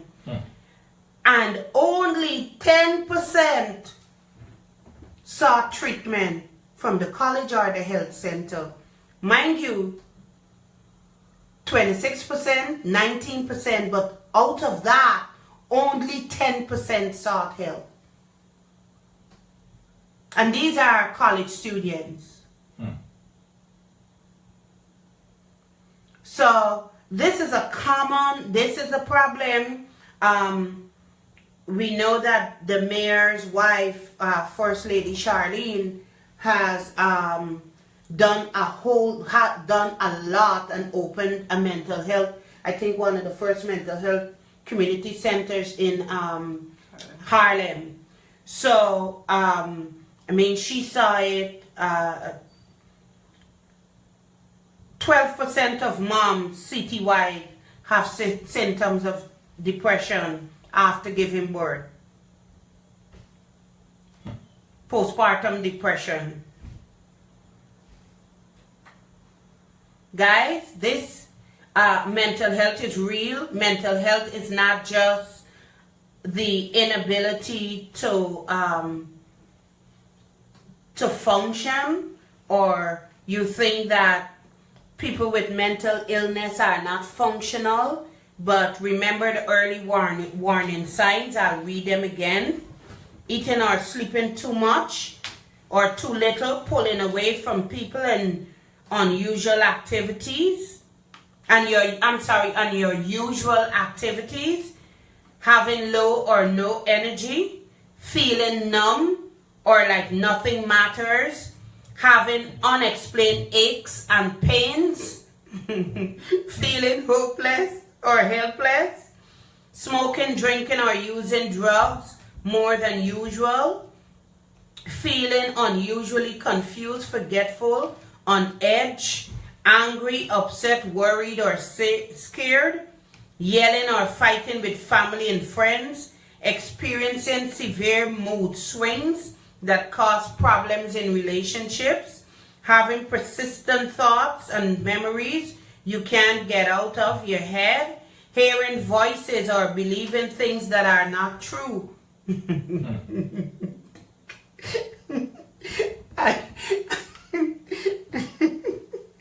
I am laughing because when I read that, you know, I'm sure some of you know people that make things up in their heads, repeat it, and the hearer may not know that it's not true. Yep. Right? We know those people. And yes, that's why I laugh. And some of those people function through life like that. And, you know, people would say, look, he ain't good, or she ain't good. But we say those things because we identify that something is wrong, something is abnormal. And even in our own our personal lives, we can identify things, and you know that this is not normal. This is not normal behavior. But we also attract, when we're looking at people and we see people, some of the things that those people are exhibiting is us. Their mirror. The mirror. Mm-hmm. And but we need, that's why you have to always stop and say, hey, this person, if you're honest and true to yourself, you say, that behavior, that's of what I do, or you know what I'm saying? I know it very well. Yeah, therefore you must, because people are, you know, Michael Jackson song, you're looking at the man in the mirror, and it's very important for you to always be introspective, always take the time to deal with your stuff. And when you deal with your stuff, you're able to unmask. That's unmasking. As you deal with your stuff, you take off the mask. And it helps with depression, because none of us have not gone through that. None. Right. So it helps that you can identify with the behavior, and you can say, okay, I need to go sit with somebody. I need to pick up the phone and make an appointment, and it is quite okay to do that. It is quite normal, because you go to the doctor, and as Kim said earlier, you go to the doctor for a physical, go for a mental health physical. A checkup from the neck up. You know, but some of us, you know, call us on what is the fear? Why people shy away from getting a mental health check and identifying if or if they have a mental health problem, or even embracing that you have a mental health problem. Sharmin, I can't do that. Why not? When people think I'm crazy. So what? No, so what? Well, I have my image to protect. Image. You hear the key here? That's the key. That's My it. image to But, protect. Pastor Peter, Yeah. the celebrities that have image, when they realize that they need something is wrong or something is off, they go and they get help. And you know what they do? They come out and they talk about their mental illness. Exactly. And they talk about how they, embrace it, yeah. and look how many of them, when they come out, you would have never known that they've been suffering with bipolar disorder. True. They've been suffering. I remember the first time, at that time, I was at UG in the 90s. I think it was 96 or so, 97. And I met Dr. Judith Lee. And she was talking about mental health. And she said her mother was manic depressive. And some days she would go home and her mother hair is green.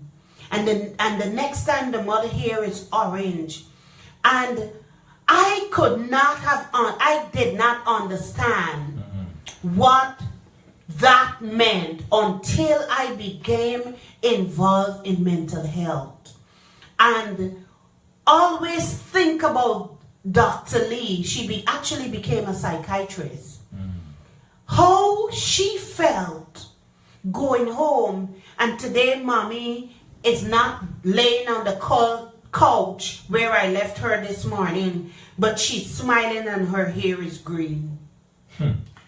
Last year we were at Yale, Sharmin and I, and we met a beautiful young girl. Beautiful, could be a model.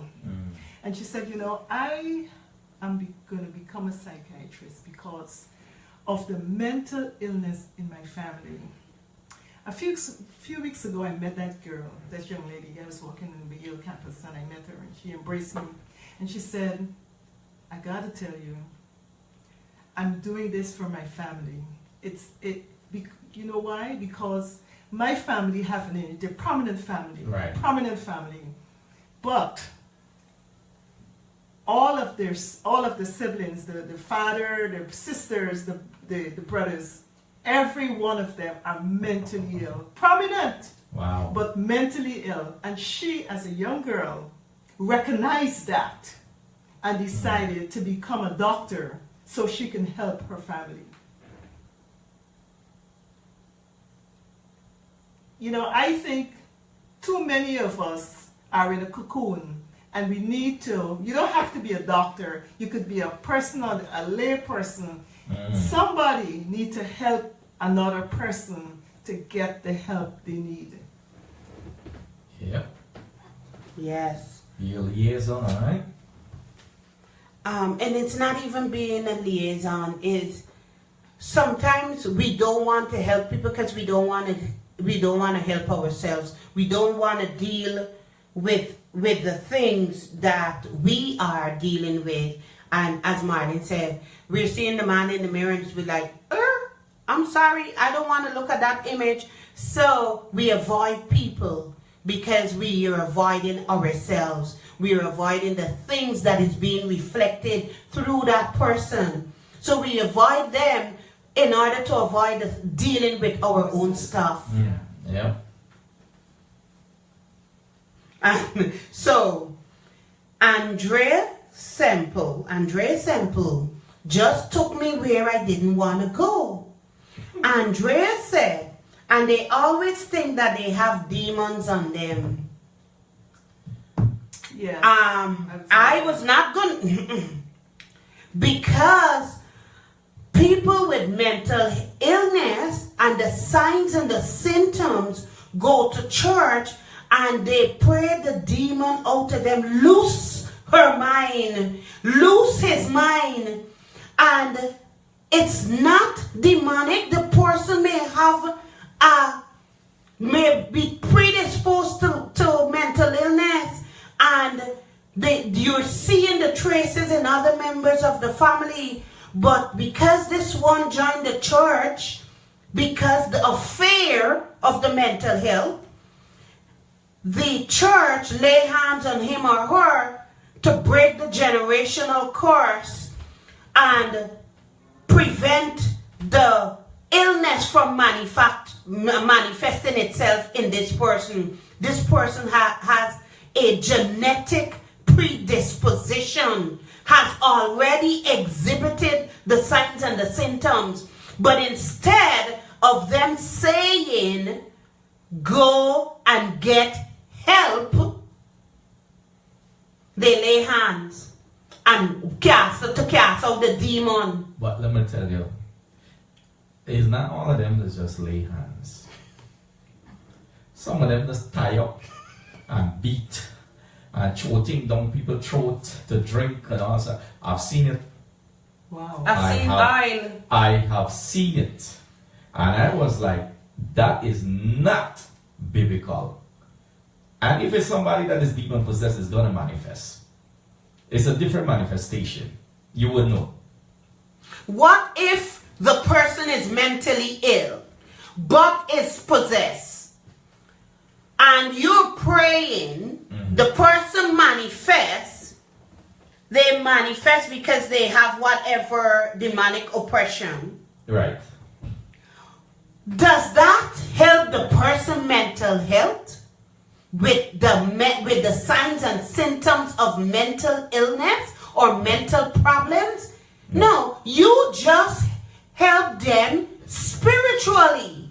The person has a mental problem that needs to be addressed right after the deliverance service. Ship them to the psychiatric ward. And in New York, Kings County G building. But how many churches work closely with a mental health professional?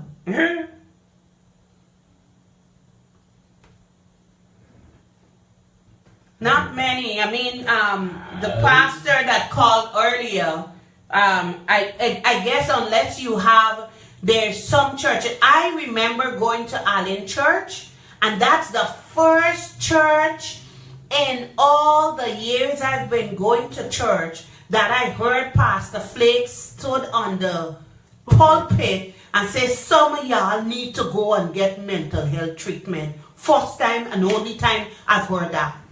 From a church. From a church. He stood on the pulpit and he encouraged his congregation, his congregants, to seek mental health treatment.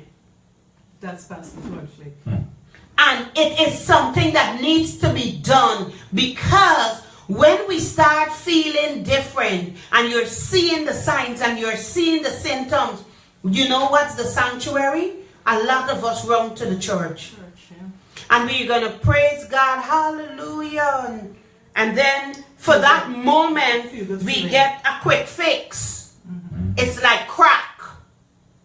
But then when that sensation is over, you want another fix. You got to get another fix. So then you become religious and you become fanatical. Yep. Because you got to get that fix, because you need the fix to function. I'm going to have to do a conference on demonic manifestations. Because a lot of people fail to realize that demons manifest or put on the personality of symptoms. I recommend Pigs in the Parlor. I don't know if you ever read it. Well, I could recommend books because I'm a reader. Pigs in the Parlor, Pastor Peter. That's a book that anyone that is in deliverance, it's an old book. Amazon didn't have it on Kindle format. I brought my old book from Guyana, so I still have the paper copy. And I sent an email to Amazon, tell them that we need that book in Kindle form. So now you have a Kindle. Pigs in the Parlor is an excellent book. Also, so since you took me there, Blessings or Curses You Can Choose by Derek Prince. Another But he has written excellent book. If you're into the deliverance, Right. and if you want to go deep, read Rebecca Brown, Prepare for War. Right? Read her book. She has, when you talk about demonic, Pastor Peter, there's another show. Don't take me there. Pastor Joe. That's why I say I'll do a conference. Pastor Peter. That's a different era. So because this we have to separate the two. What's because some I've seen. Okay, I know a young woman that was raped in Guyana. Right. And of course, we don't know how to deal with those kind of trauma. Right. She was never herself after that. Became depressed. Maybe had some predisposition to mental health. But you know what she did? She joined the church. She never dated. Never, ever. So she doesn't have friends. She sticks to her family and is mentally ill. All because of that traumatic experience that was not dealt with. And we have a lot of that. There's a lot of that out there. Guyana, just like Grenada, because the culture, so because of those communities we live in and having extended families and stepfathers in houses, we have a lot of trauma in our communities. A lot of us experience a lot of trauma that was not dealt with, and the effects is manifested in our lives. The list that I read, you maybe could identify 3 or 4 of those symptoms that are present, but yet still you're going to tell me you're fine. You're fine because you have a job and you go to work and you may have a car, you may have a house or 2, but you're fine materially. You're fine physically, but mentally. Fine? Are you really fine? Well, you know, I know even pastors that developed what you call that when you start to forgetting and stuff like that. Dementia. Yeah, and all those things. So I mean, it's And that's a form of mental health. Yeah. Mental illness. 718-342-0510 is the number. That's 718-342-0510. In the meantime, while Sharmin is getting our other stuff together, I'm promoting the Talk Time Gospel Party right now. You better hurry. Let me get down there.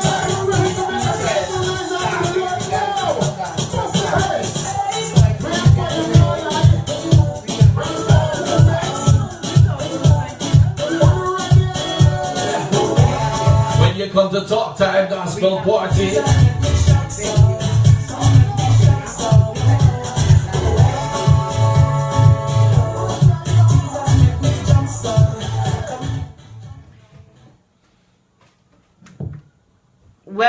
welcome to Talk Time with Sharmin, calling you live. Hi, this is Janice.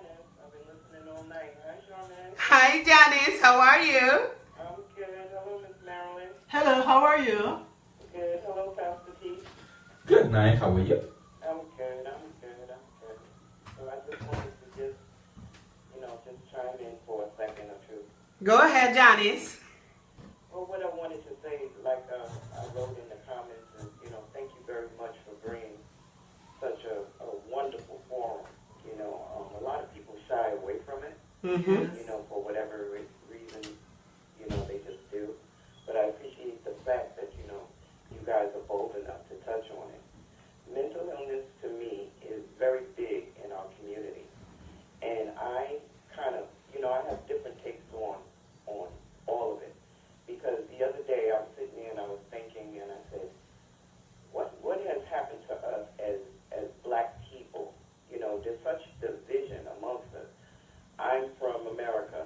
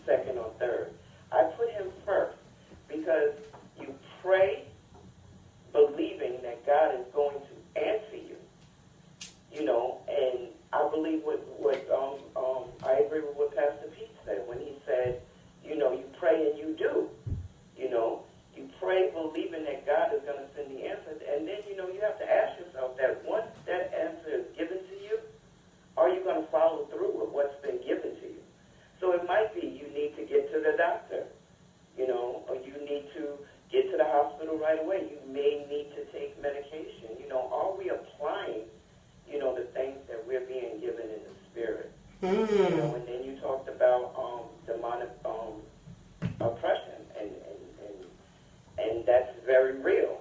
You know, it is. But so much of it is not, and it's all attributed to that.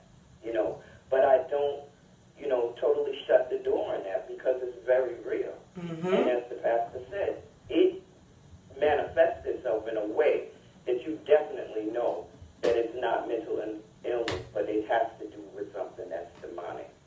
All the books she recommended, I've read every single last one of them, and I agree. They're very, very good books. But I caution people, too, that want to look for, you know, that type of avenue, rather than say, you know what, I need to go get help from a psychiatrist or a psychologist. We talked about pastors and, you know, being able to guide people and point them to, you know, people that can help people. And that's so true. We had a guest on a show that we did a while ago, Ushering in the Kingdom. And her name is Lachey Creighton, and she got married, so her last name changed. But right now she works out at Columbia University with Dr. Sidney Hankerson. And they're doing a major, you know, push to connect pastors to be able to serve their congregants when it comes to mental illness.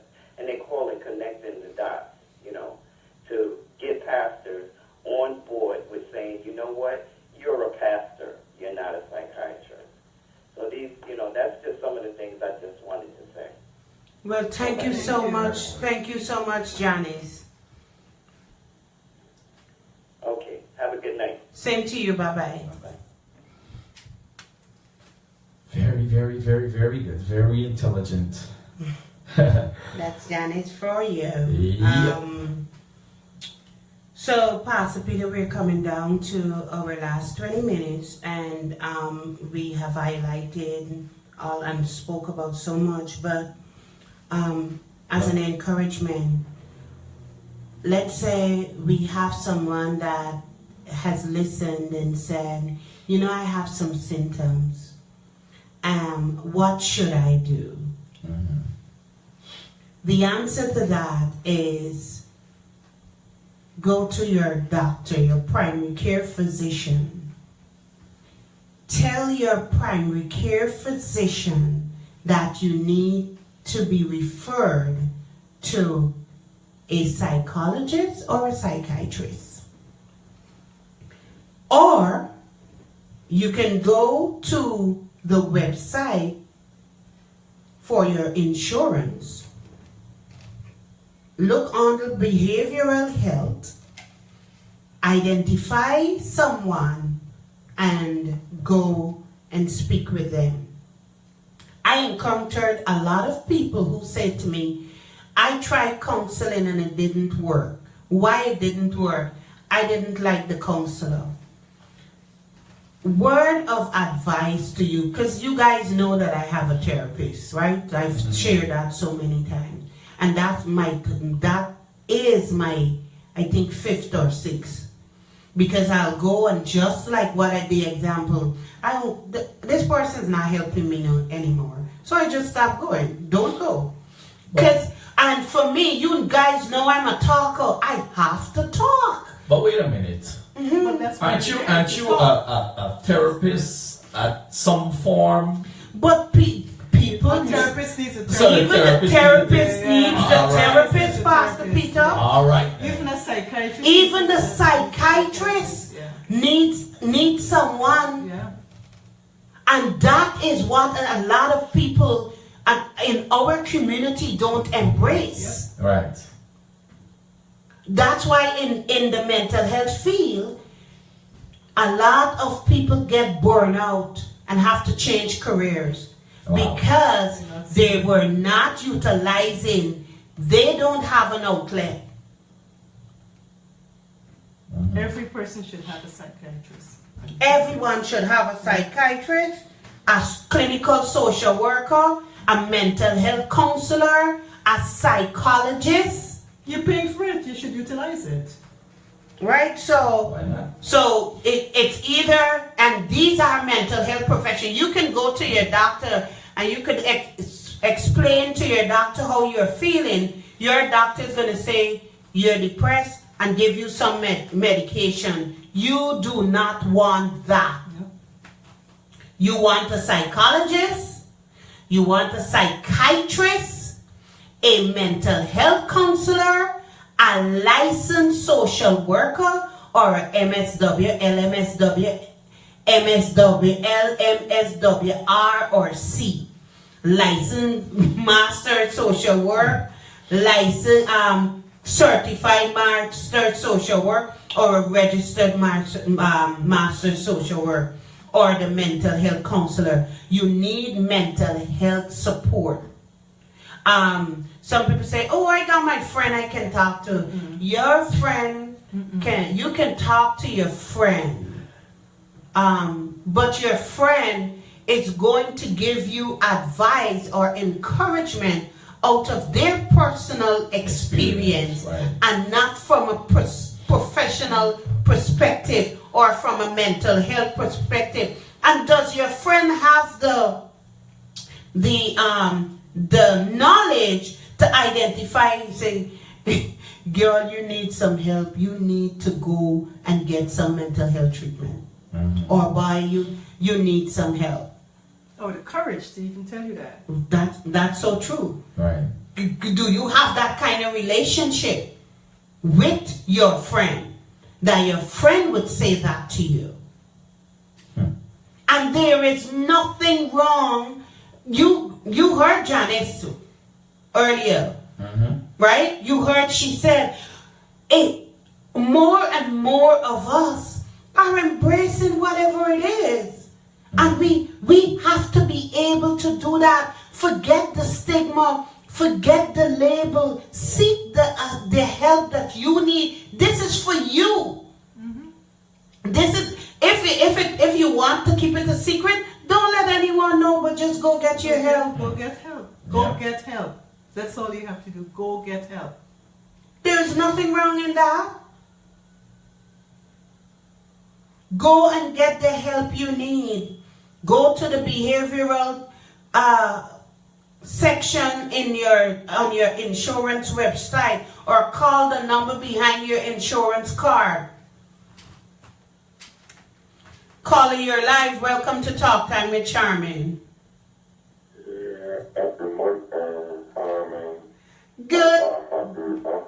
Good night, Ricky. How are you?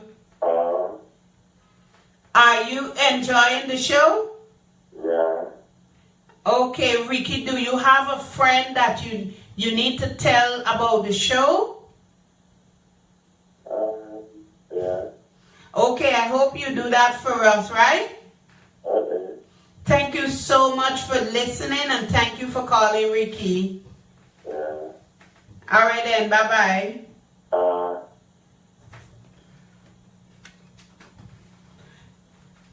Good night to Ricky again, one of the faithful listeners to Vibes Up Radio, not just Talk Time with Sharmin.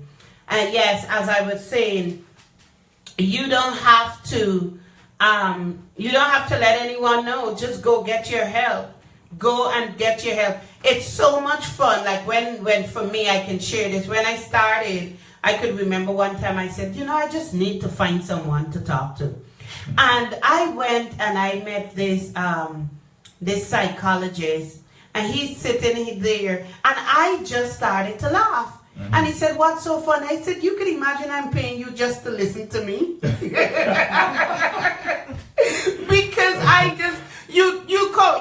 you never fathomed that I could pay someone and he just have to listen to me for 45 minutes and just listen to me talk. Right? So I just found that funny, and I started to laugh because it's funny because he's sitting there and you just saying whatever, and he has to listen to you for 45 minutes. And if he interrupts, you could say, let me finish. Because remember, I'm paying you for this. So let me finish. You just listen to me. I don't need any advice. I just need to get this out. And you're being paid to do that. It's a good profession. There you go. But you got to be able to learn to listen. You got to know how to listen. Exactly. And even though your girlfriend may listen, your girlfriend may not be able to provide you with the professional intervention that you need.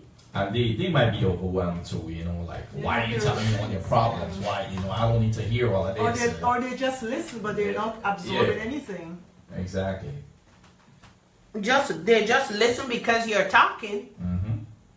But if you question them tomorrow about what they listened to yesterday, they might not be able to. Because they only listen to things they could identify with. Yeah.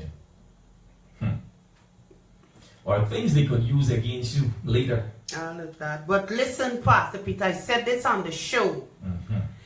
If once something leaves your mouth, it's no longer a secret. Right? So if it left your mouth, it's not a secret anymore. Unless you're talking at the seawalls in Guyana. And even that, somebody might be underneath listening. No, I gotta listen to the phrase.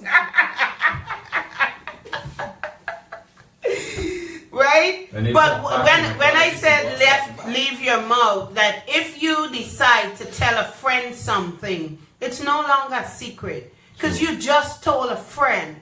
And I learned from the person that's my mother. My mother said, your friend got a friend. Your friend, your friend has a good friend.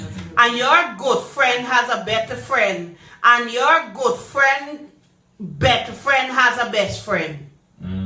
So, by the time you say X, by the time it reached to the best friend, it became X-ray. So I don't think people should be worried about people repeating things. If you're saying it, you expect it to be repeated. True. And if we adopt that principle, a lot of stress would be off of our back. Oh my God, you see me talking to Pastor Peter. I wonder if Sharmin telling Pastor Peter what I told her. That's a funny thing for real. Wow. I have something that I always say.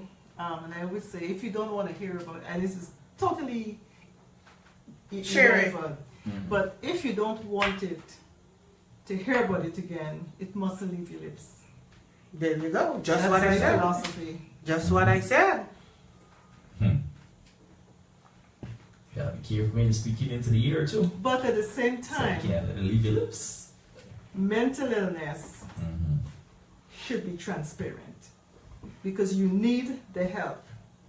And you should, and we're going to close with saying this over and over again, we must seek help. It's imperative. It helps you to grow. It helps you to be the person that you always wanted to be. That you can stand and you can feel confident. You can walk in a room and you have a presence. This is me. This is who I am. Take me as I am. But you can't do that if you're falling apart. But Marlene, they have some people that presents well. Hold on. Yeah. They think, hold on. They think they're presenting well, and they walk in a room, and you look at them, and for me, I'd be like, oh my God. You feel sorry for them. Look at you.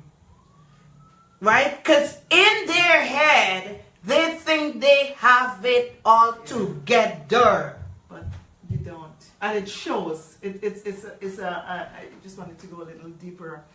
If you are a person who is seeking help, and whether you take medication, whether you see the counselor, your persona is different than someone who is trying to keep it together. And if you want to soar, you've got to get help. That's what I'm going to leave you with. And here what I'm leaving you with. If you were from Guyana you need help. Because we are and I'm saying it without any apology.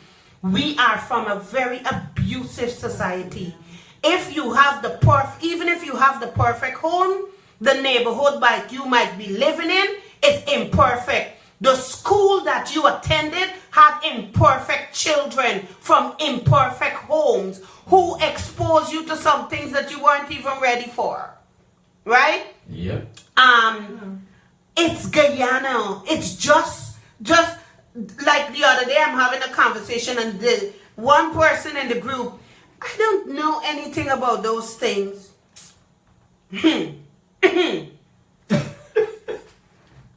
You don't know anything about those things. All I looked at that person and said, really? Where you grew up? Right?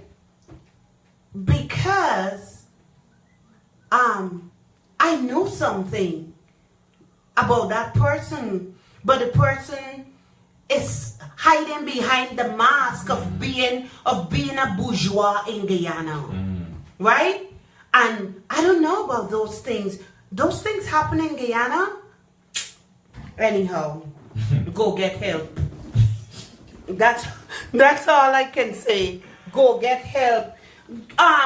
Sometimes some of us were, anyway, that's another show, but we were exposed to a lot of things within the Guyanese community that has affected us in one way or the other, and requires that we seek help, even though it's never too late.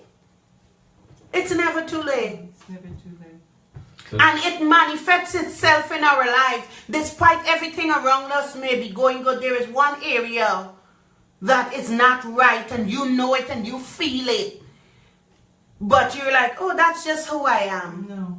It's not how you, that's just the, a coping mechanism that is going to, that is getting weak. And like I always say on the show, if you don't deal with your stuff, your stuff will deal with you. You must deal with it or it will deal with you. So that's the reality corner you're leaving them with? I had a reality corner, but that's a good reality reality check, Pastor P. If you don't deal with your stuff will surely deal with you. And I always say, if you don't deal with it, it will deal with you. Yep. But Sharmin, I tell you, man, Marlene fits right in. That's my girl. She know the timing and everything, and her closing thoughts, and you make me laugh. Fits right in. Everything was just right there, and she did it before. Ooh, this is my first, and I thank you guys for having me. Would we see you again? Pastor Peter, yes. An audience now. You know how many weeks I have been begging, Marlene, you coming on the show? Marlene, come do the show with me. She's like, no, not me. No, I have to process that. I bet you like it though. And now I know when I asked Marlene coming on the show, she'd be like, yeah. So I guess she just needed a taste. And anyhow, sis, thank you. Marlene is my sounding board. Marlene is my, We get along very well. We think we have a good thought process. When we sit to talk, it's like when we leave each other, we're like, really? We just talked that long, and we touched so many subjects. So I really want to thank you for actually deciding to come. It didn't feel like this was your first time. It felt like we did this before, right, Pastor Peter? Yeah, we didn't have to prompt her to speak up. She know when to speak up. She know what exactly. She was on point. Okay. So you're the pro. Encouragement. Yeah, but seriously. So Andrea Semple said the topic was very interesting. Jennifer said you will be the next talk show host. Jennifer's my sister, our sister. So of course she's gonna cheer us. She's gonna cheer us on. So, but she's not lying. Possibly the prophesying here. So guys, tonight we want to thank you for tuning in to Talk Time with Sharmin. We're here every Monday 6 to 9 p.m. Every Monday, Talk Time with Sharmin. You can download the app, the Vibes Up Radio HD app on your smartphone or your listening device or whatever device you have. You can also tune in to vibesupradio.hd.com. Also, you can join us via Facebook. And I want to say thank you for your continued support. And in closing, I just want to say, guys, you need help, seek help. There is nothing wrong with you seeking help. Marlon, any closing thoughts? Well, I just think that we should always be transparent, and all of us have issues, that all of us needs help, and we should go out there and get the help we need so we can be a better person in this world. Thank you, Pastor Peter. Close us out. Well, I mean, there's nothing more to be said than that was already said, you know, because, I mean, there's so many people that are going through all types of depression and oppression and all sort of things that, you know, they're afraid of even seeking help. But don't be like that. Get out of that state of mind. Get out of that mode. Seek the help that you need, because you know what? There's a scripture that says, I will look unto the hills from whence cometh my help. My help cometh from the Lord. But the Lord also direct you to the people that he wants you to be in touch with to get the help. There always has to be a point of contact. See, he couldn't have did it just by just saying it. He had to send Jesus as a point of contact for us. So let's be real. As I always say too, let's be practical as we are spiritual. So before we leave you, Father, we thank you for Vibes Up Radio. We thank you for the platform that you have provided, that your people can be empowered, because your scripture said that your people perish for the lack of knowledge. We thank you that you can empower us that we can come here every Monday to impart the knowledge, oh God, that you have given to Sharmin, oh God, and the guests that she has, oh God, to present to your people. Lord, we pray that they will have a receptive heart, oh God, Father God, and take heed and do, Lord God, the things that they heard. Father, we give you praise and we give you thanks once again for Vibes Up Radio and all the listeners and all that has a part to play in this radio station. In Jesus' name. Amen. Amen. Thank you, guys. Yeah. It was nice.